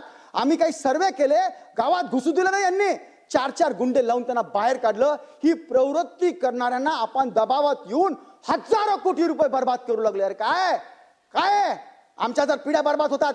माझं एकच विनंती आहे, मी जे बोलतोय ते जर करेक्ट असेल, ऍक्शन घ्या. 10 वर्षाचा प्लॅन तयार करा शिक्षण मंत्री महोदय, काही प्रॉब्लेम नाही. पण पहिल्या 6 महिन्यामध्ये ही जी कचरा पट्टी आहे, ज्यांना काही येत नाही त्यांची ताबडतोब परीक्षा घ्या आणि यांना बाजूला सारा. यांना आणि बाकीच्यांना परफॉर्मन्स बेस्ड सॅलरी द्या अध्यक्ष महोदय. 15,000 फिक्स करा. जसं परफॉर्मन्स आहे तशी सॅलरी द्या अध्यक्ष महोदय. आणि तुम्हाला जर जड जात असेल ना, तुम्हाला वाटतं की बघ ते कोर्टात जातील, सुप्रीम कोर्टात जातील, किंवा काही आणखीन कोणी तुम्हाला करू देणार नाही, किंवा त्यांना पगार द्यावेच लागतील, माझं म्हणणं आहे त्यांना घरी बसून फुकट पगार दिलेला चालेल. पण आमच्या पिढ्यांना जर ते पुन्हा शिकवायला लागले तर आमच्या पिढ्या पुन्हा बर्बाद होतील. 10 वर्षानंतर सिव्हिल वॉर होतील. गावागावात मुलं अध्यक्ष महोदय बेरोजगारीने फिरतायत, फक्त एज्युकेशनच्या अभावामुळे. त्यांना वाटतंय मला काहीतरी करावं म्हणून, पण इंटरव्ह्यू मध्ये फेल होत आहेत. त्यांना त्यांचे आज तुम्ही जर बघितलं माझ्या 4थी 5वी 6वी 7वी 8वी 8वीच्या मुलांना साधा गुणाकार भागाकार येत नाहीये, थोडे थुडके नाही. रणधीर भाऊ सुनो, रणधीर भाऊ सांगतायत बिल वाजवा, पण मी थोडस बघितलं त्यांना. अध्यक्ष महोदय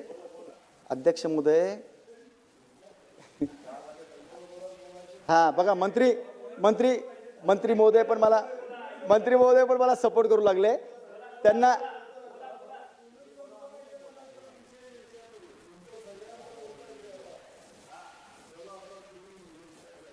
नाही ना भाऊ, फक्त 20च मिनिटं झाले ना. 11 ठीक आहे अध्यक्ष महोदय, बघा. यस सर, यांनी 5वी 6वीच्या स्कॉलरशिप घ्यायच्या आहेत बरं का, स्टेट स्कॉलरशिप या, आणि 9वी 10वीच्या सेंट्रलच्या स्कॉलरशिप घ्यायच्या आहेत. सगळ्यांना स्कॉलरशिपमध्ये बसवलं पाहिजे, कोटा लिमिटेड आहे. अध्यक्ष महोदय बसवत नाही. त्यांना माहिती रिझल्ट खराब येतील आणि शिकवत नाही.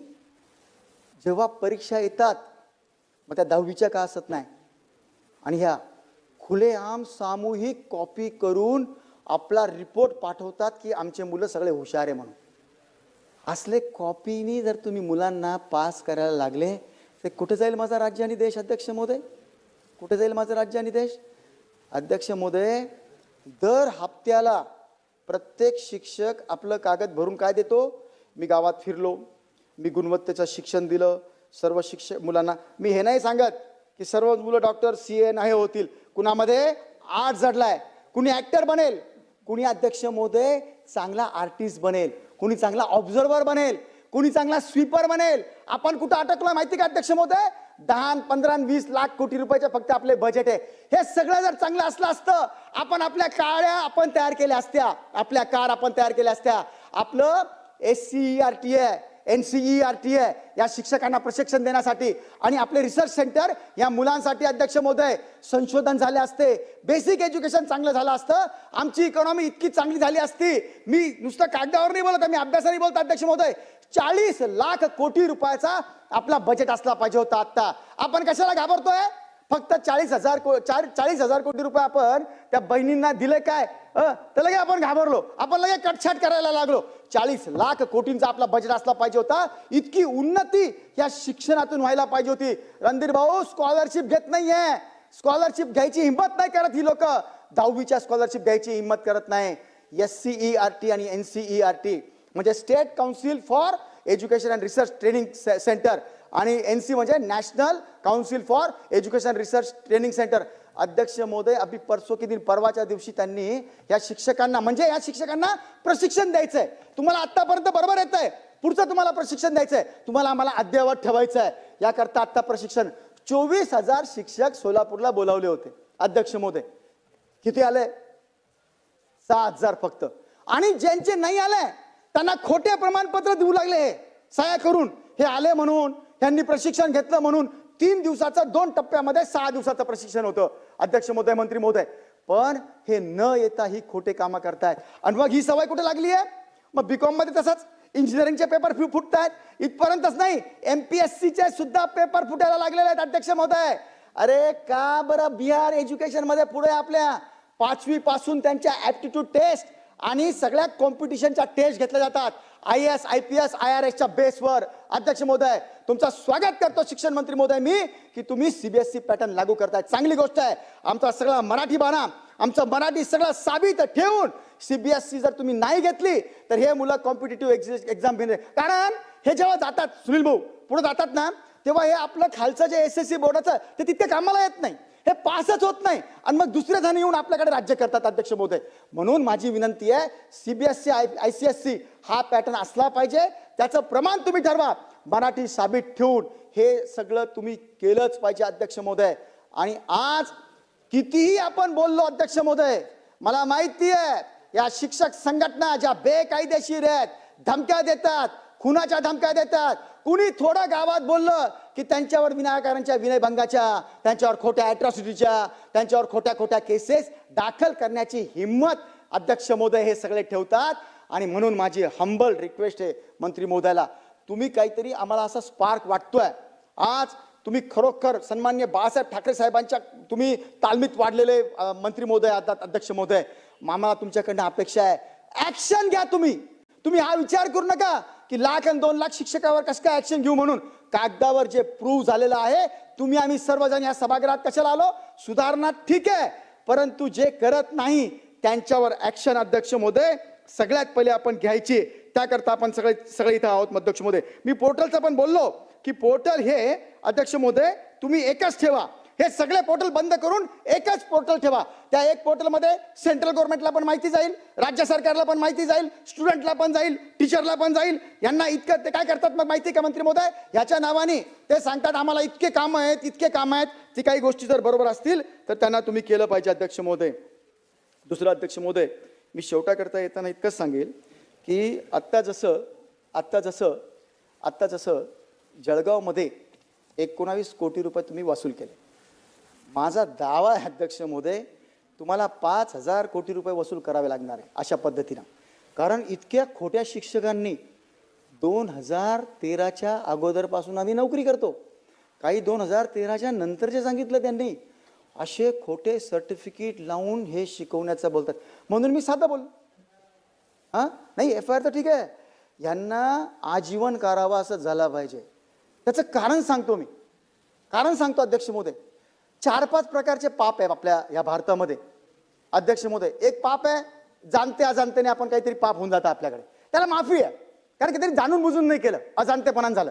काही पाप असे आहेत की मजबुरीने करावेच लागतात, मजबुरी माझी, मला ते करावेच लागेल, ठीक आहे, त्याची काही शिक्षा असेल ती मर्यादित आहे, जज साहेब बघतात आणि त्या मर्यादित शिक्षा देतात. एक काय असतात, तो गुंडाच आहे, त्यांनी 5 मर्डर केलेले आहेत, हाफ मर्डर केलेले आहेत, तो गुंडाच आहे, नावाने गुंडा आहे, तो करतो. त्याची सगळी सिच्युएशन बघून तो काही मानसिक बिमार आहे का, तो काही नशेखोर होता का, असं बघून थोडीफार हे त्याला होईल. पण साधूच्या आणि देवाच्या वेशामध्ये धारण करून जर गुंड प्रवृत्ती तुम्ही केली, त्याला माफी नाही आहे, अनंत काळापर्यंत कोणी विसरू शकत नाही. मला आठवतं, मी एका सिरियलमध्ये बघितलं होतं अध्यक्ष महोदय, त्यांनी सांगितलं पार्वतीजींनी शिवजींना विचारलं की रावणाने तर सीतेचं अपहरण केलं, तो राक्षस होता, मग त्याची पण सिच्युएशन बघून त्याला कुठेतरी माफीचं काही आहे का प्रावधान, त्याला केलं पाहिजे. शिवजींनी उत्तर दिलं की पार्वतीजी, एखाद्या वेळेला रावणाने रावण बनून जर तिचं अपहरण केलं असतं सीतेचं, तर एखाद्या वेळेला थोडाफार विचार त्याच्या सजा कमी करण्याचा झाला असता. पण त्यांनी साधूचा वेश धारण केला होता, साधूचा वेश धारण करून तिने सीतेचं अपहरण केलंय, हे माफी लायक नाही, माफी लायक नाही. आणि गुरुजी आई वडिलांपेक्षा मोठं स्थान देणारे जर हे खोटे कागदपत्र बनवत असतील, गुंडागर्दी करत असतील, संघटनेचे दबाव आणत असतील, आम्हाला सगळ्या पिढ्या बर्बाद करायला मजबूर करत असतील, आणि त्यांना हे आमचे आमदार सगळे नाही 70 ते 80% आमदार, मी सगळे शिक्षक वाईट म्हणत नाही, 70 ते 80% शिक्षक हे जर देत असतील, यांना सोडायचंय का तुम्हाला? सोडा, आमचं काही म्हणणं नाही आहे, सोडा. मग तयार राहा, 10 वर्षानंतर आपल्यात सिव्हिल वार होतील, दुसऱ्यांची गरज राहणार नाही.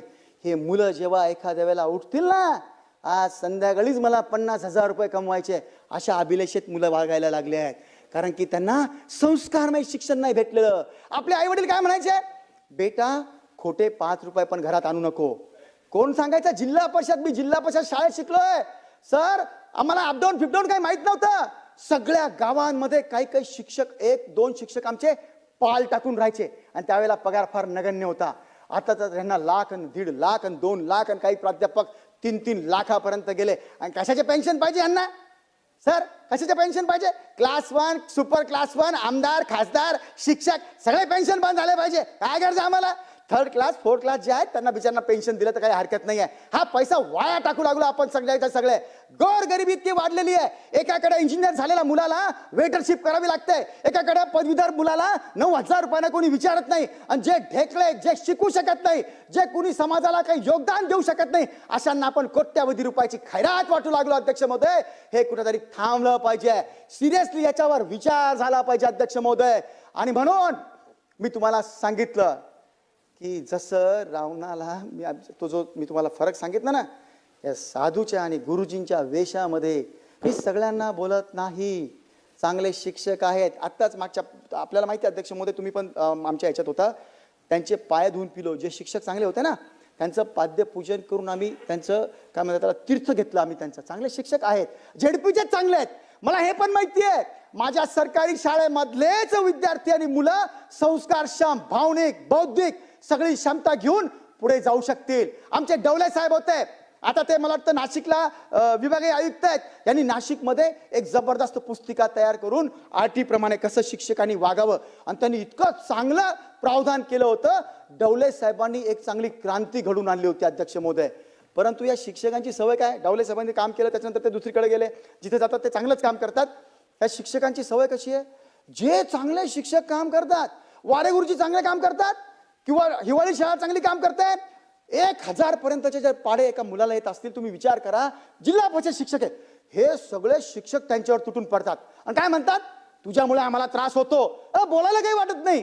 गुरुजींनी काय केलं, समजा शिक्षकावर अन्याय होता असं धरून चालू आपण एक क्षणभर, त्यांनी शांतताने मांडावं, कोर्टात जावं, असे थिल्लरपणाने आंदोलन करावे, मोर्चे काढावे. शिक्षकांनी मिलिटरीवाल्यांचं कधी आंदोलन आपण बघितलं, पोलीसवाल्यांचं कधी आपण आंदोलन बघितलं? मिलिटरी नंतर सगळ्यात जास्त अपेक्षा आपल्याला देशाला शिक्षकाकडून होती. मला चांगलं वाटत नाही आज शिक्षकांच्या बाबतीमध्ये, गुरुजींच्या बाबतीत. मी पण जिल्हा परिषदेमध्ये शिकलेलो आहे, पण माझी मजबुरी आहे. मला लोकांनी जे निवडून दिलंय या ठिकाणी सर्वोच्च स्थानी 14 कोटीमधून फक्त 288 आहे. मी जर बोललो नाही तर मी पापी अध्यक्ष. मला कळत असून मी फक्त काहीतरी स्वार्थ ठेवू, माझ्या मतदाराचा स्वार्थ ठेवू किंवा मी काही दबाव त्यांचा करू, माझ्या जीवनात मी काही ते सांगत बसत नाही अध्यक्षमध्ये. कोणत्या लेवलवर ते माझ्याबरोबर गेले, काय काय त्यांनी माझ्या जीवनाशी खेळ केला, मी त्याच्यात जात नाही अध्यक्षमध्ये. पण मला एकच म्हणायचं आहे, आम्ही ज्या करता इथं आलो, खुले आम आपल्याला दिसताना आपण जर सहन करत असू तर आपल्यासारखे दुर्दैवी आपण आणि आपणच. म्हणून शेवटच्या 2-4 सजेशन्स फक्त मंत्री महोदयांना, खरं म्हणजे मी सजेशन देण्याच्या लायकीचा नाही आहे, परंतु तरी मला फक्त 2-4 बाबी आपल्याला ठेवायच्या आहेत अध्यक्ष महोदय. की सगळ्यात पहिले आपण ह्या जितक्या संस्था आहेत ना, आपल्या जितक्या आपण प्रायव्हेट संस्था दिलेल्या आहेत, त्या सगळ्या शिक्षकांच्या सॅलऱ्या आपण त्या संस्थेमध्ये न देता डायरेक्ट त्यांच्या आपण दिल्या पाहिजे. कारण की ते त्याच दिवशी ते त्यांना जातं. पण ते काय करतात, त्याच दिवशी तुम्ही बघितलं ना, समजा ज्या दिवशी यांचे चेक जमा होतात किंवा ऑनलाईन यांचे पैसे जमा झाले, त्या दिवशी ते संस्था चालक यांच्याकडनं हप्ता घेऊन टाकतात अध्यक्ष महोदय. परीक्षा प्रवेश जो आहे आत्ताचा 11वी-12वीचा, मंत्री महोदय, आत्ताचा जो 11वी-12वीचा प्रवेश परीक्षा आहे त्याच्यामध्ये ऑनलाईन आणि गव्हर्नमेंटतर्फेच करा. तुम्हाला सांगतो मी, त्यांचे 5% मॅनेजमेंट कोट्यावर मला काही बोलायचं नाही आहे. त्याच्यावर तुम्हाला जसं त्यांना सूट द्यायची आहे ती तुम्ही द्यायला पाहिजे, कारण की त्यांच्या प्रायव्हेटचं मग काही अर्थ राहणार नाही. परंतु ह्या बाबी चांगल्या कंपन्यामध्ये आपली ही मुलं असली पाहिजे. याकरता या शिक्षकांची एकदा परीक्षा घेतलीच पाहिजे. ॲप्टिट्यूड टेस्ट आहे, आपली केंद्राची टेस्ट आहे, ह्यांना प्रशिक्षण आहे, पण हे देत नाही, ह्यांना कंपल्शन करावं. 84,000 शिक्षक मराठवाड्यातले होते अध्यक्ष महोदय. आमचे सुनील केंद्रेकर साहेबांनी परीक्षा लावली, माझा त्यांना फोर्स होता, लावली त्यांनी. 26,000 शिक्षकांनी नोंदणी केली, म्हणजे स्वनोंदणी होती ती, आणि आले किती, 8,000 आले, 8,000 फक्त. अरे समजा अभ्यासक्रम आवडला नाही, काही नाही, तर तुम्ही येऊन बोला ना, पण तुम्ही परीक्षाच देणार नाही. शिक्षक जे त्यांना सुनील भाऊ शिकवायचंय त्याच्यात तुम्ही आहात की नाही बरोबर बघायचं ना. आणि दर 6 महिन्याला त्यांना आपल्याला आपल्या जगाशी अपडेट ठेवायचं आहे. नवीन त्यांना आपल्याला अध्यक्ष महोदय प्रवेश प्रक्रिया त्यांना शिक्षण देण्याकरताचं आपल्याला त्यांना ठेवायचं आहे. म्हणून जास्त न बोलता मला वाटतं बाकीच्यांना पण बोलण्याचं हे आहे, म्हणून मी जास्त न बोलता आपण जे GR काढू लागले अध्यक्ष महोदय आत्ता CBSEचा, त्याच्यामध्ये थोडासाच विचार करा अध्यक्ष महोदय. त्याच्यामध्ये मंत्री महोदय, आपण जो CBSEचा पॅटर्न करताय तर तो पुढे तो टिकेल, म्हणजे नक्कीच तुम्ही करताय तर सगळ्यांना विचारात घेऊनच करत असाल. सिस्कॉम सिस्टम सारख्या बऱ्याच सिस्टम आपल्याकडे आहेत, ते तुम्ही नक्कीच चांगल्या पद्धतीने करत असाल अध्यक्ष महोदय. पण तरीही उद्या वर्ष 2 वर्ष 3, कारण की अचानक आपण CBSE लावतोय, तर त्याचा व्यवस्थित अभ्यास करून ह्या लावा जूनपासूनच तुम्ही, पण त्याला कुठेही मराठीला धक्का न लागता कॉम्पिटिटिव्ह एक्झाममध्ये ते पास होतील, म्हणजे त्या कॉम्पिटिशन एक्झामला ते पात्र ठरतील, अशा परीक्षा अध्यक्ष महोदय त्यांच्याकडून आपण घ्यायचं आहे. आणि सगळे जितके यांचे दिवस आहेत कामातले बरं का, यांना आपल्या कायद्याप्रमाणे 365 दिवस मधून 300 दिवस काम घ्या ना यांच्याकडून, बाकीचे दिवस त्यांना झाडं लावायला पाठवा ना शिक्षकांना. काय फरक पडतो, यांच्याकडनं बाकीचे पण कामं घेतले पाहिजे. सामाजिक काम आहे, सामाजिक उपक्रम त्यांनी करावं, हे कंपल्शन आहे त्याच्यामध्ये. ते तर काही करतच नाही. मोफतचा 1.5 महिना ते घरी बसून असतात आणि काय करतात अध्यक्ष महोदय, परीक्षा आली का संप, निकाल द्यायचा की संप. अरे काय लावलं, मस्ती का? मस्ती तुमची. आमच्या पिढ्या इकडे बर्बाद होणार, त्यांच्या परीक्षा घेण्याची वेळ, त्यांचे निकाल देण्याची वेळ, आणि तेव्हा तुम्ही संप बिलकुल करणार. आजपासून त्यांनी जर संप केला अध्यक्ष महोदय, इतके संप झाले कुठं रेकॉर्डवर नाही आहे त्यांच्या, कधी यांनी रजा सुद्धा हे केलेलं नाही अध्यक्ष महोदय. म्हणून आज नंतर जर त्यांनी संप केला तर त्यांना सस्पेन्शन देऊन टर्मिनेशनची कारवाई सुरू करा. भयानक आहे. ज्या देशामध्ये, राज्यामध्ये ज्यांना आम्ही देवगुरु मानलं त्यांनी जर असं केलं, मी पुन्हा पुन्हा 5 वेळेला का सांगतोय, याचं गांभीर्य आपल्याला लक्षात यावं अध्यक्ष महोदय, म्हणून मी सांगतोय. आणि म्हणून आरटी प्रमाणे जे आपण भरती करतोय पूर्ण, ती सुद्धा आपण केली पाहिजे मंत्री महोदय. जे आरटीचे आपण 25% भरतो ना, हे सगळे त्यांना तुम्ही काय क्रायटेरिया लावायचं लावा, पण ते दीन दलित गरिबांची ऍडमिशन तिथे होत नाही अध्यक्ष महोदय. पैशावाल्यांचेच मुलं तिथं शिकतात, शिक्षकांचेच मुलं तिथं शिकतात, क्लास 1चे शिकतात. म्हणून त्या सुद्धा सगळ्या प्रवेश आपल्याकडनं झाल्या पाहिजे, गव्हर्नमेंटकडनं झाल्या पाहिजे. आणि अचानक आपण काय करतो, पहिलीपासून दुसरीपासून तर देतोच, पण 6वी 7वी मध्ये दिल्यानंतर त्यांना त्याच्या मॅच होण्याकरताचा काही वाव त्या संस्थांना दिला पाहिजे. हे पण नक्की आहे, जेव्हा आपण त्यांना 17,000 रुपये प्रति मुलगा देऊ लागलो, त्यांचे पैसे देऊन टाकले पाहिजे आपण. आणि माझी शेवटची आणि महत्वाची विनंती आहे अध्यक्ष महोदय, इन्फ्रास्ट्रक्चर मध्ये प्रचंड मोठा खर्च आपण केला पाहिजे अध्यक्ष महोदय. आपल्या जीडीपीच्या 1% नुसता आपण त्याच्यावर खर्च नाही करत आहे, 4 ते 5% फक्त खर्च करतोय.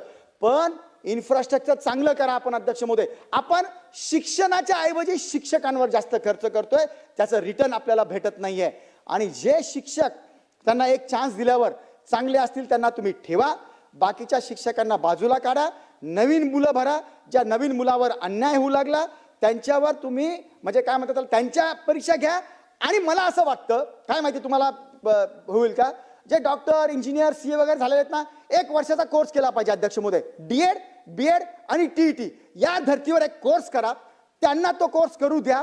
ताबडतोब चांगले मुलं आपल्याला भेटतील अध्यक्ष महोदय. त्यांच्यामध्ये चांगल्या क्षमता आहे काम करण्याच्या. हे काय करतात शिक्षक लोकांना सगळे, ते करतात आम्ही असं केलं तसं केलं. 2 ते 3% शिक्षक चांगलं काम करतात अध्यक्ष महोदय, पण दाखवतात काय आम्ही सगळे करू लागलो. अरे 90% तुम्ही करत नाही ना, 2-3% शिक्षक चांगलं काम करतात, तेच घडी घडी पुढे आणतात हे. आणि ते अपडाऊन करताना आज संभाजीनगर जिल्ह्यामध्ये 15,000 लोक अध्यक्ष महोदय ज्यांना परवानगी नाही आहे. पेट्रोल डिझेल आमचं हे सबसिडीवर चालतं, विनाकारणचं पेट्रोल डिझेल खर्च करतात, संभाजीनगरला जातात, 4 तास यांचे दिवसभराचे अपडाऊन मध्ये टाकतात. यांची एनर्जी सावित राहिली पाहिजे, यांनी चांगलं शिकवण्याची क्षमता त्यांची असली पाहिजे. 2-2, 3-3 तास जात नाही. आणि मला त्याचं पुढचं म्हणणं आहे, ज्या शिक्षक आमच्या भगिनी आहेत, त्यांचे मुलं बाळ आहेत, त्यांचे मुलं बाळ असल्यानंतर त्यांना तुम्ही घरी सकाळी जेव्हा निघतात तर तुम्ही 10-12 तासानंतर घरी येतात. त्या बाळाला तुम्ही भेटलं पाहिजे, त्याला बरोबर संगोपन त्याचं झालं पाहिजे. डिलिव्हरीच्या लिव्ह येतात त्यांना आपण 6 महिने देतो. कित्येक शिक्षक त्यांना त्यांच्या म्हणजे मिसेसच्या ज्या शिक्षिका नाही आहेत, डिलिव्हरी झालेली नाही आहे, पण बाळ संगोपनाच्या नावाखाली खोट्या 90 दिवसाच्या रजा घेतात. बरेच प्रकरण आहेत अध्यक्ष महोदय. परंतु मी आज इथं थांबताना एकच विनंती शिक्षण मंत्री महोदयांना करतो, या सगळ्या बाबीपैकी एक चांगली मीटिंग ज्या संस्था आपल्या राज्यामध्ये काम करतात त्यांची आपण घेऊया. म्हणजे मीच काही फार त्याच्यामध्ये हे आहे असं नाही, परंतु बऱ्याच गोष्टी मला तुम्हाला पुन्हा सांगायच्या आहेत. त्याला जवळपास 2.5-3 तास लागतील. आत्ता इतकं बोलायला मलाही म्हणजे तुम्ही चान्स देऊ नाही लागले, बाकीच्यांना पण काही बोलायचं असेल. परंतु हे सगळं करताना आपण एक चांगली बैठक सातत्याने दर महिन्याला, दर 3 महिन्याला या बैठकी घेऊन आपण अपग्रेड करू. फक्त पुन्हा विनंती, जे केलेले नाही प्रूव्ह झालेले आहेत या सगळ्यावर तुम्ही कारवाई करावी, FIR करावी, यांना कोणती माफी देऊ नये. हे न्यायालयात जाताना आपले अधिकारी यांना आपली बाजूच सांगत नाही न्यायालयामध्ये, म्हणून हे वाचतात.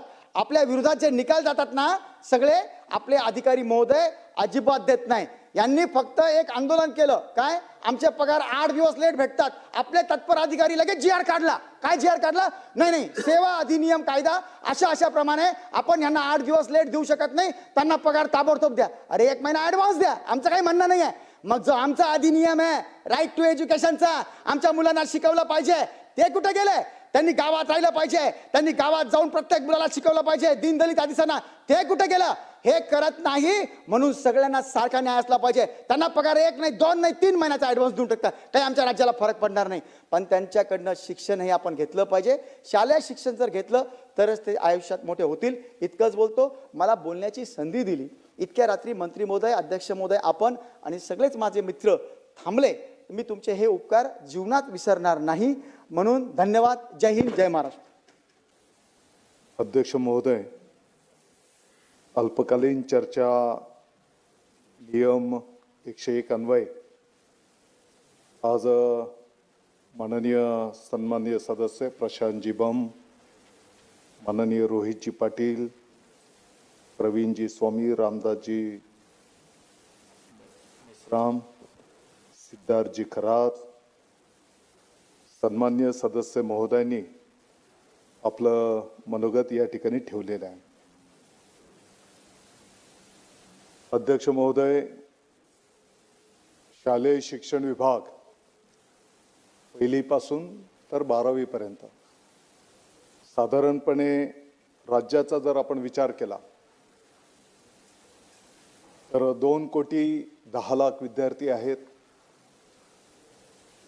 7,30,000च्या पुढे शिक्षक बंधू भगिनी आहेत आणि लाखाच्या पुढे शाळा आणि संस्था आहेत. याची विगतवारी जर आपण केली तर शासकीय शाळा ह्या 65,064 आहेत. विद्यार्थ्यांची संख्या 52,31,000. शिक्षकांची संख्या 2,25,000. खाजगी अनुदानितचा जर विचार केला तर 24,152 शाळा आहेत. 97,71,000 विद्यार्थ्यांची संख्या आहे आणि 2,75,000 शिक्षकांची संख्या आहे. खाजगी अनुदानितचा जर आपण विचार केला तर 4,077 शाळा आहेत. 8,72,000 विद्यार्थ्यांची संख्या आहे आणि 32,276 शिक्षकांची संख्या आहे. स्वयंअर्थसहाय्यित 14,851 शाळा आहेत. 54,06,000 विद्यार्थ्यांची संख्या आहे आणि साधारणपणे 2 लाखाच्या आसपास शिक्षक बांधवांची संख्या त्या ठिकाणी आहे. अध्यक्ष महोदय, शालेय शिक्षण विभाग जर म्हटला तर साधारणपणे विद्यार्थी हे आमचं दैवत आहे. शिक्षक बंधू भगिनी हे आमचे मानबिंदू आहेत आणि म्हणून अनेक महानुभाव शिक्षण संस्था चालक असे पण आहेत की ज्यांनी अतिशय प्रतिकूल परिस्थितीमध्ये शेकडो किलोमीटर त्या प्रतिकूल काळामध्ये पायी फिरून जनतेच्या दरबारात जाऊन, जनतेच्या दारादारात जाऊन वेगवेगळ्या माध्यमातून निधी उभारला आणि अनेक शिक्षण संस्था त्यांच्याही अनेकांच्या त्यागातून उभ्या राहिलेल्या आहेत. सर्वप्रथम प्रशांतजी, मी आपल्याला आश्वस्त करू इच्छितो की शेवटी आपला सर्वांचा उद्देश आहे की झोपडीतल्या तळागाळातला शेवटचा जो गोरगरीब आहे त्याच्याही पाल्याला गुणवत्तापूर्ण चांगलं शिक्षण मिळालं पाहिजे. स्पर्धेच्या या युगामध्ये तो विद्यार्थी त्या ठिकाणी टिकला पाहिजे. त्याचं भावी आयुष्य सुखकर कसं होईल त्या दृष्टिकोनातनं त्याला शिक्षण मिळालं पाहिजे. आणि म्हणून आज आपण बोलत असताना तुम्ही सांगितलेल्या अनेक गोष्टी खऱ्या आहेत, परंतु अध्यक्ष महोदय, काही बोटावर मोजणारे लोक जर आपण सोडले तर अनेक आमचे शिक्षक बंधू भगिनी आहेत की जे अतिशय प्रतिकूल परिस्थितीमध्ये मग अनेक अडीअडचणी असताना त्या ठिकाणी ज्ञानदानाचं पवित्र कार्य संपन्न करतायत. काही सन्माननीय लोकप्रतिनिधी महोदयांनी आपल्या भावना व्यक्त केल्या.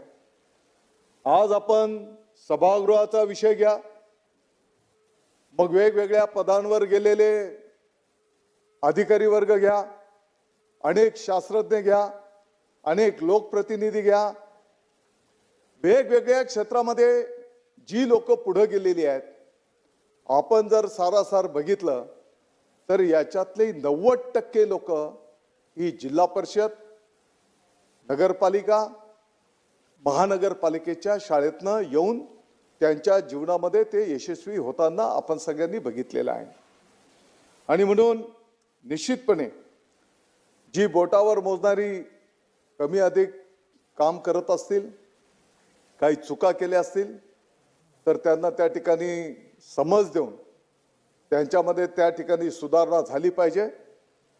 हा प्रयत्न त्या ठिकाणी निश्चितपणे केला जाईल. आणि आपल्या सूचनांच्यासाठी म्हणजे आता 12:30 वाजलेले आहेत आणि म्हणून येणाऱ्या काळामध्ये आपल्या शिक्षणाच्या संदर्भामध्ये ज्यांना ज्यांना काही चांगल्या सूचना करायच्या आहेत, आपलं उद्दिष्ट चांगलं आहे, तर या सर्वांच्या सोबत त्या ठिकाणी निश्चितपणे बैठक घेतली जाईल हे मी सुरुवातीलाच या ठिकाणी स्पष्ट करतो. अध्यक्ष महोदय, काही जे मुद्दे या ठिकाणी सांगण्यात आले, टीईटीचा घोटाळा साधारणपणे 2018-19-20 मध्ये 11,000 ते 12,000 परीक्षार्थी या घोटाळ्यामध्ये याच्यामध्ये समावेश असल्याचे आढळून आलेलं आहे. आणि तत्कालीन अधिकारी कर्मचारी यांच्यावर त्याच काळामध्ये त्या ठिकाणी गुन्हा पण दाखल करण्यात आलेला आहे. अध्यक्ष महोदय, राज्यात 11वीच्या प्रवेश प्रक्रियेच्या संदर्भामध्ये जी काही सूचना आपण या ठिकाणी केलेली आहे, निश्चितपणे सेंट्रलाइज ऑनलाईन ॲडमिशन प्रोसेसनेच या वर्षाचं 11वीचं ॲडमिशन त्या ठिकाणी शासनाच्या वतीने केलं जाणार आहे. आणि म्हणून जे काही मोठ्या शैक्षणिक संस्थांचा जे काही मॅनेजमेंट कोटा असेल त्यासुद्धा ऑनलाईन प्रक्रियेद्वारेच भरण्याचं त्या ठिकाणी नियोजित करण्यात आलेलं आहे. आपण सांगितलं की काही संस्थांच्या शिक्षकांचा पगार हा ऑनलाईन केला पाहिजे. आणि आत्ताच्या घडीला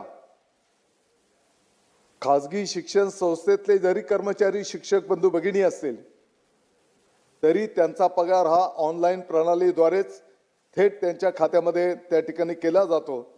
हे आपल्या माहितीकरता मला नम्रतेने सांगायचं आहे.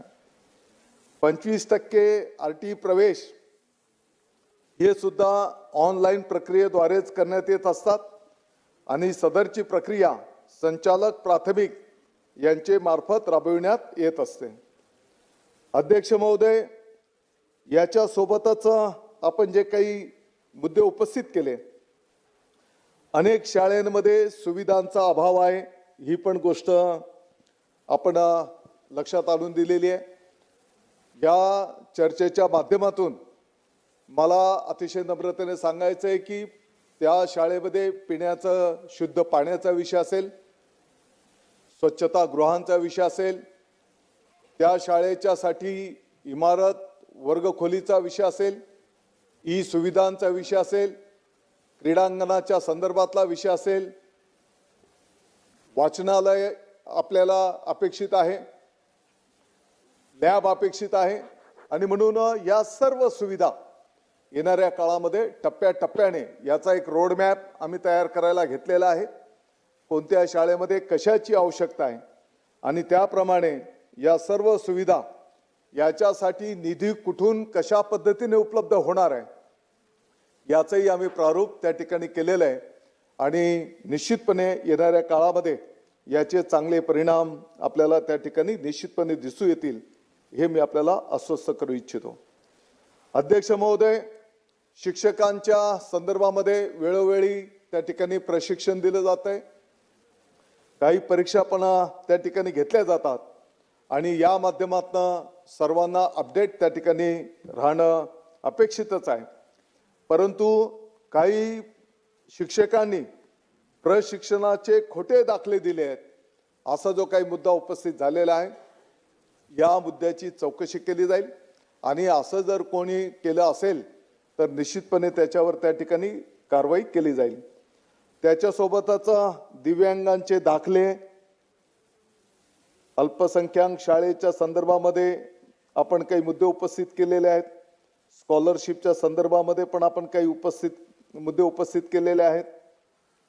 एकच पोर्टलवरनं माहितीची व्यवस्था करा, अतिशय स्वागतार्ह सूचना आहे.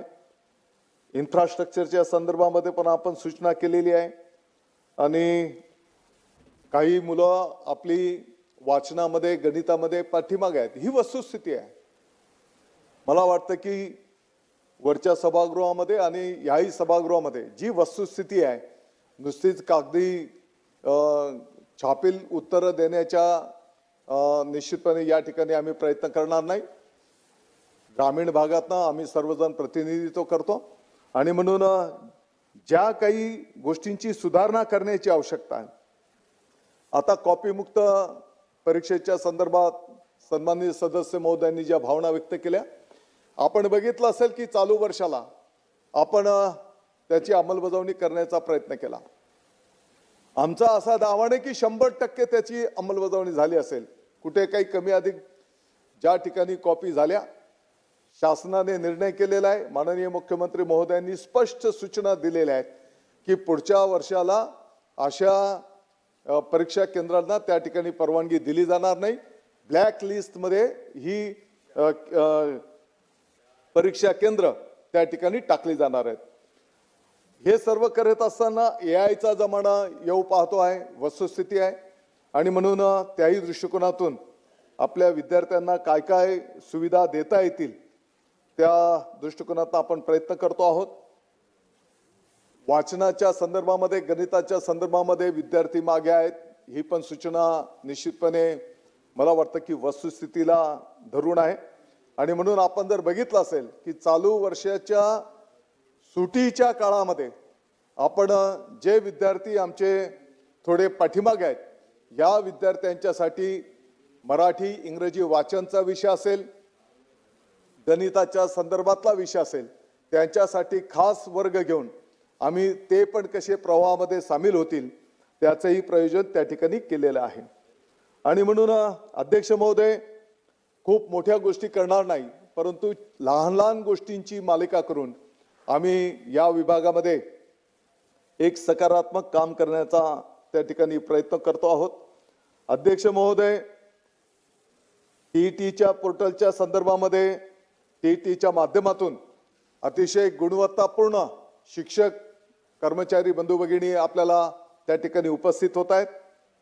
आणि आपण जर बघितलं असेल तर पवित्र पोर्टलच्या माध्यमातून पहिल्या फेजमध्ये मागच्या काळामध्ये 18,000 पेक्षा जास्त शिक्षक बांधवांची नियुक्ती त्या ठिकाणी करण्यात आलेली आहे.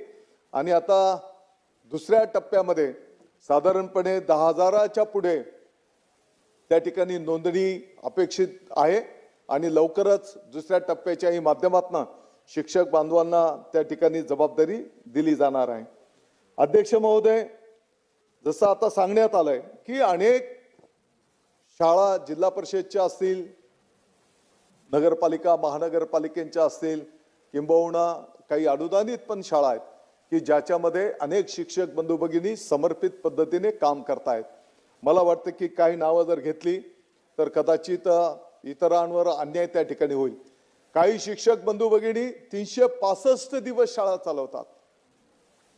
अनेक शिक्षक अगदी 25-30 किलोमीटरच्या पाड्या वाड्यावर अतिशय समर्पित पद्धतीने त्या ठिकाणी सेवा देताना आपण सगळेजण पाहतो आहोत.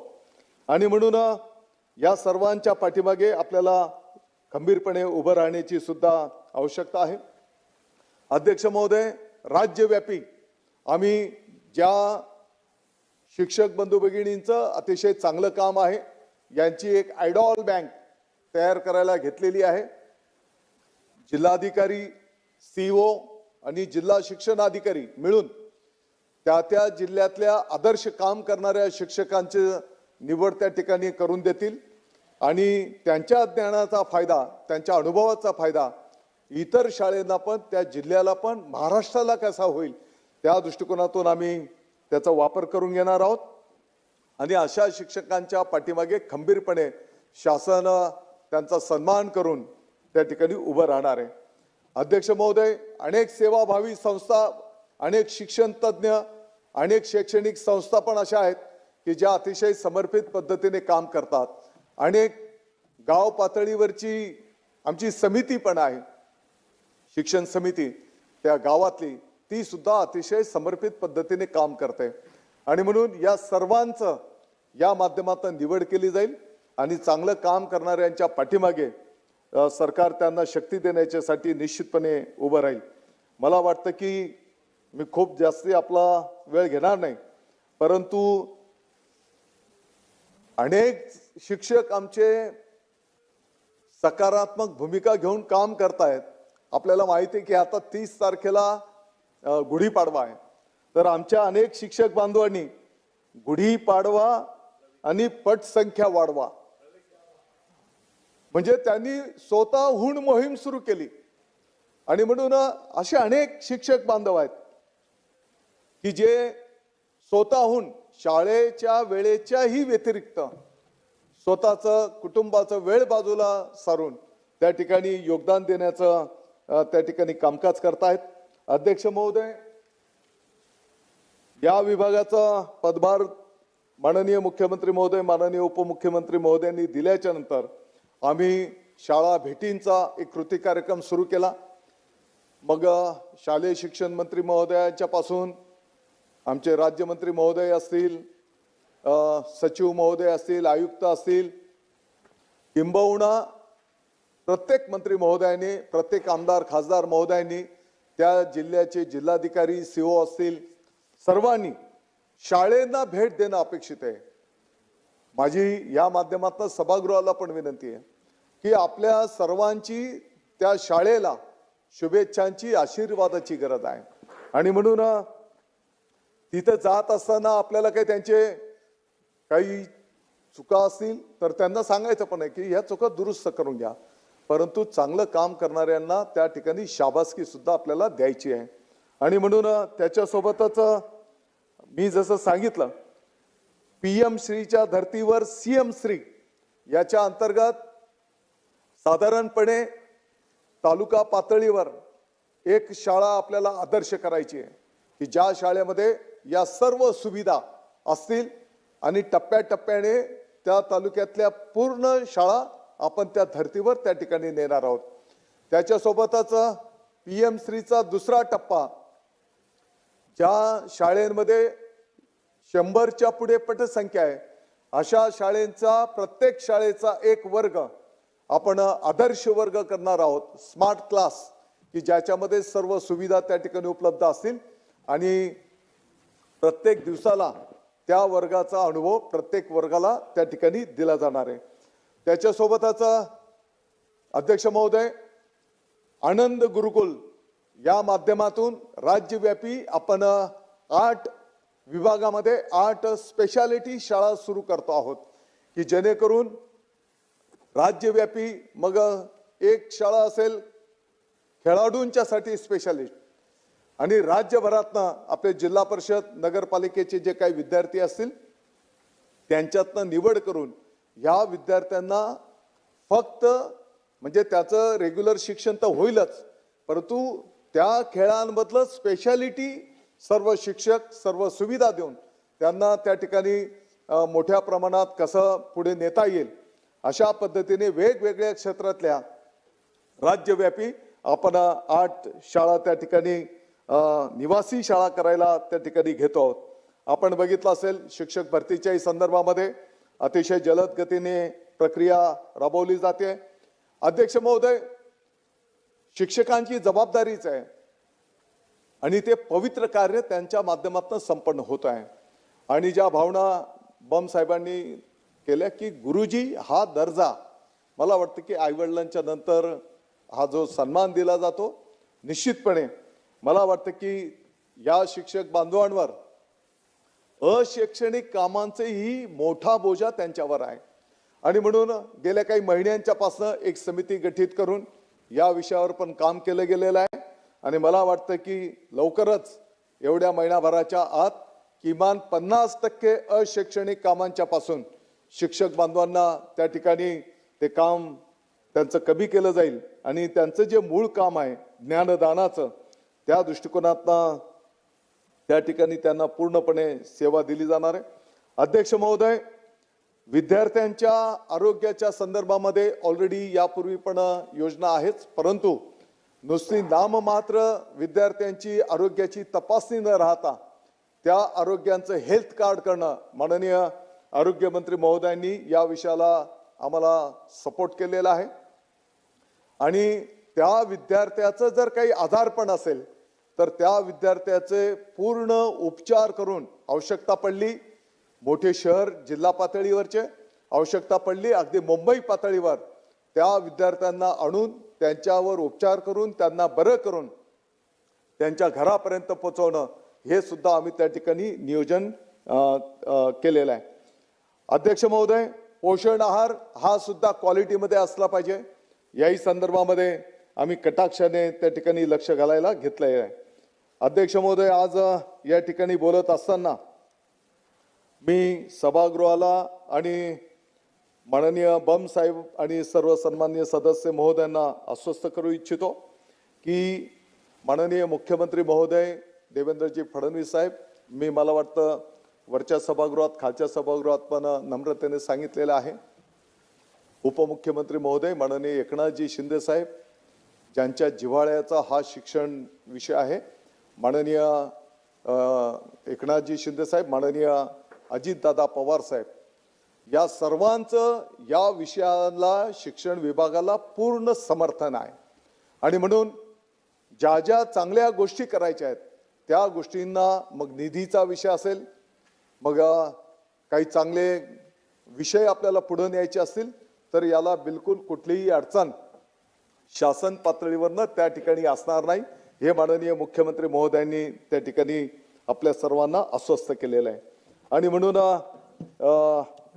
निश्चितपणे आपलं सर्वांचं जे उद्दिष्ट आहे ते उद्दिष्ट साकार करण्याच्या दृष्टिकोनातून राष्ट्रीय आपल्या महाराष्ट्र राज्याचं आपण त्या ठिकाणी धोरण पण जे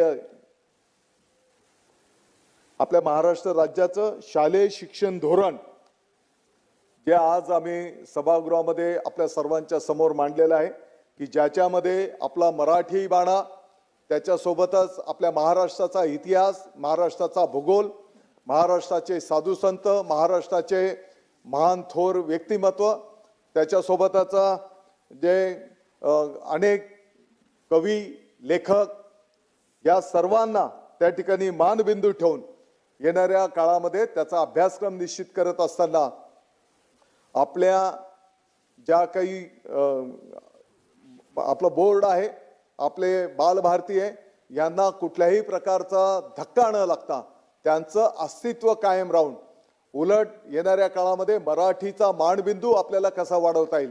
कारण इतर माध्यमांच्या काही शाळांमध्ये मला वाटतं की मराठी हे जे काही बंधनकारक आहे त्याची प्रभावी अंमलबजावणी होणं आपण बघितलं असेल. राष्ट्रगीताच्या सोबतच राज्यगीत हे जे काही बंधनकारक केलेलं आहे, साधारणपणे काही ठिकाणावरनं ते गायलं जात नाही असं पण कानावर येत आहे. मला वाटतं की असं कुठे होत असेल तर ते बिलकुल योग्य नाही.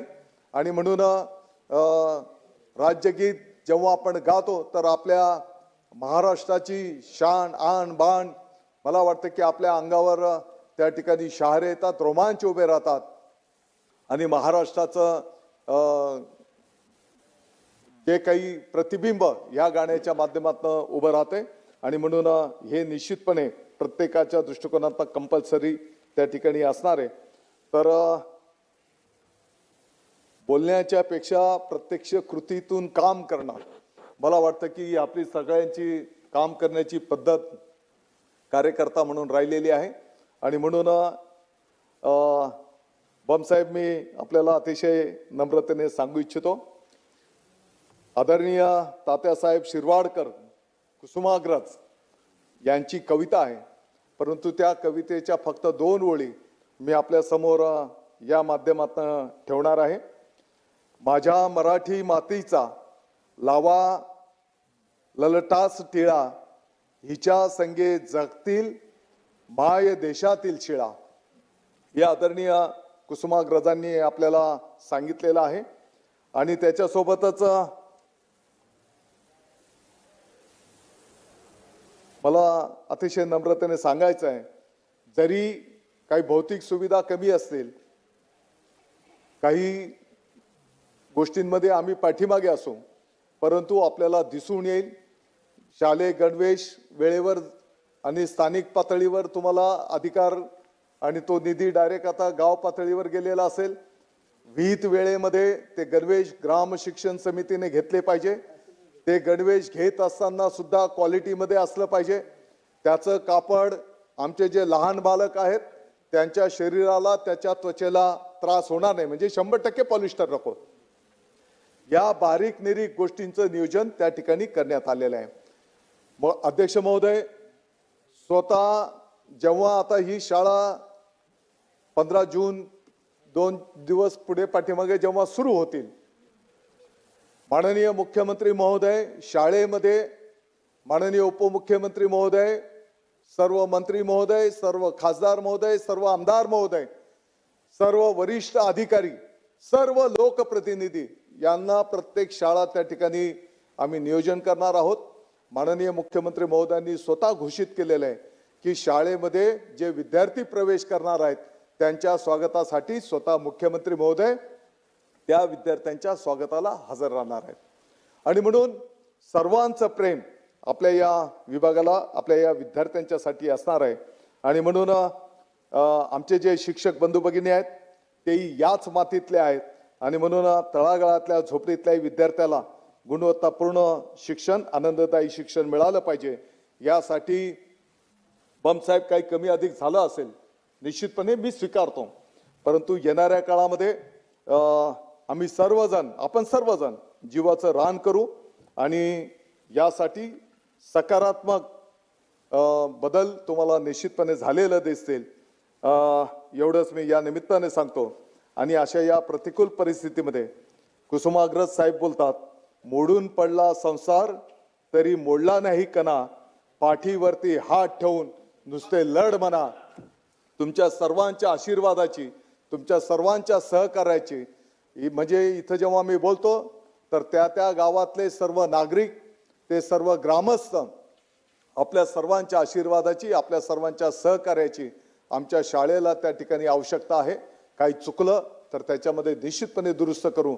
आणि जाणीवपूर्वक जर कोण वारंवार अशा गोष्टी करत असेल तर निश्चितपणे त्याला कायदा काय असतो, नियम काय असतात, त्या पद्धतीने आपण बोलतो डेलिब्रेटली जर कोण असं करत असेल तर त्याला कायद्याचा सुद्धा बडगा त्या ठिकाणी दाखवला जाईल. एवढंच मी या निमित्ताने सांगतो. आणि मला वाटतं की येणाऱ्या काळामध्ये 1-2 वर्षामध्ये संपूर्ण राज्यव्यापी आपल्याला अपेक्षित असलेलं या क्षेत्रामध्ये कार्य, लहान लहान खूप गोष्टी आहेत. साधारणतः आतापर्यंत अध्यक्ष महोदय, मी स्वतः व्यक्तिगत अनेक संघटनांच्या भेटी घेतल्या, अनेक संस्थांच्या बैठकी घेतल्या, अनेक या क्षेत्रातले काम करणाऱ्या तज्ज्ञांच्या भेटी घेतल्या.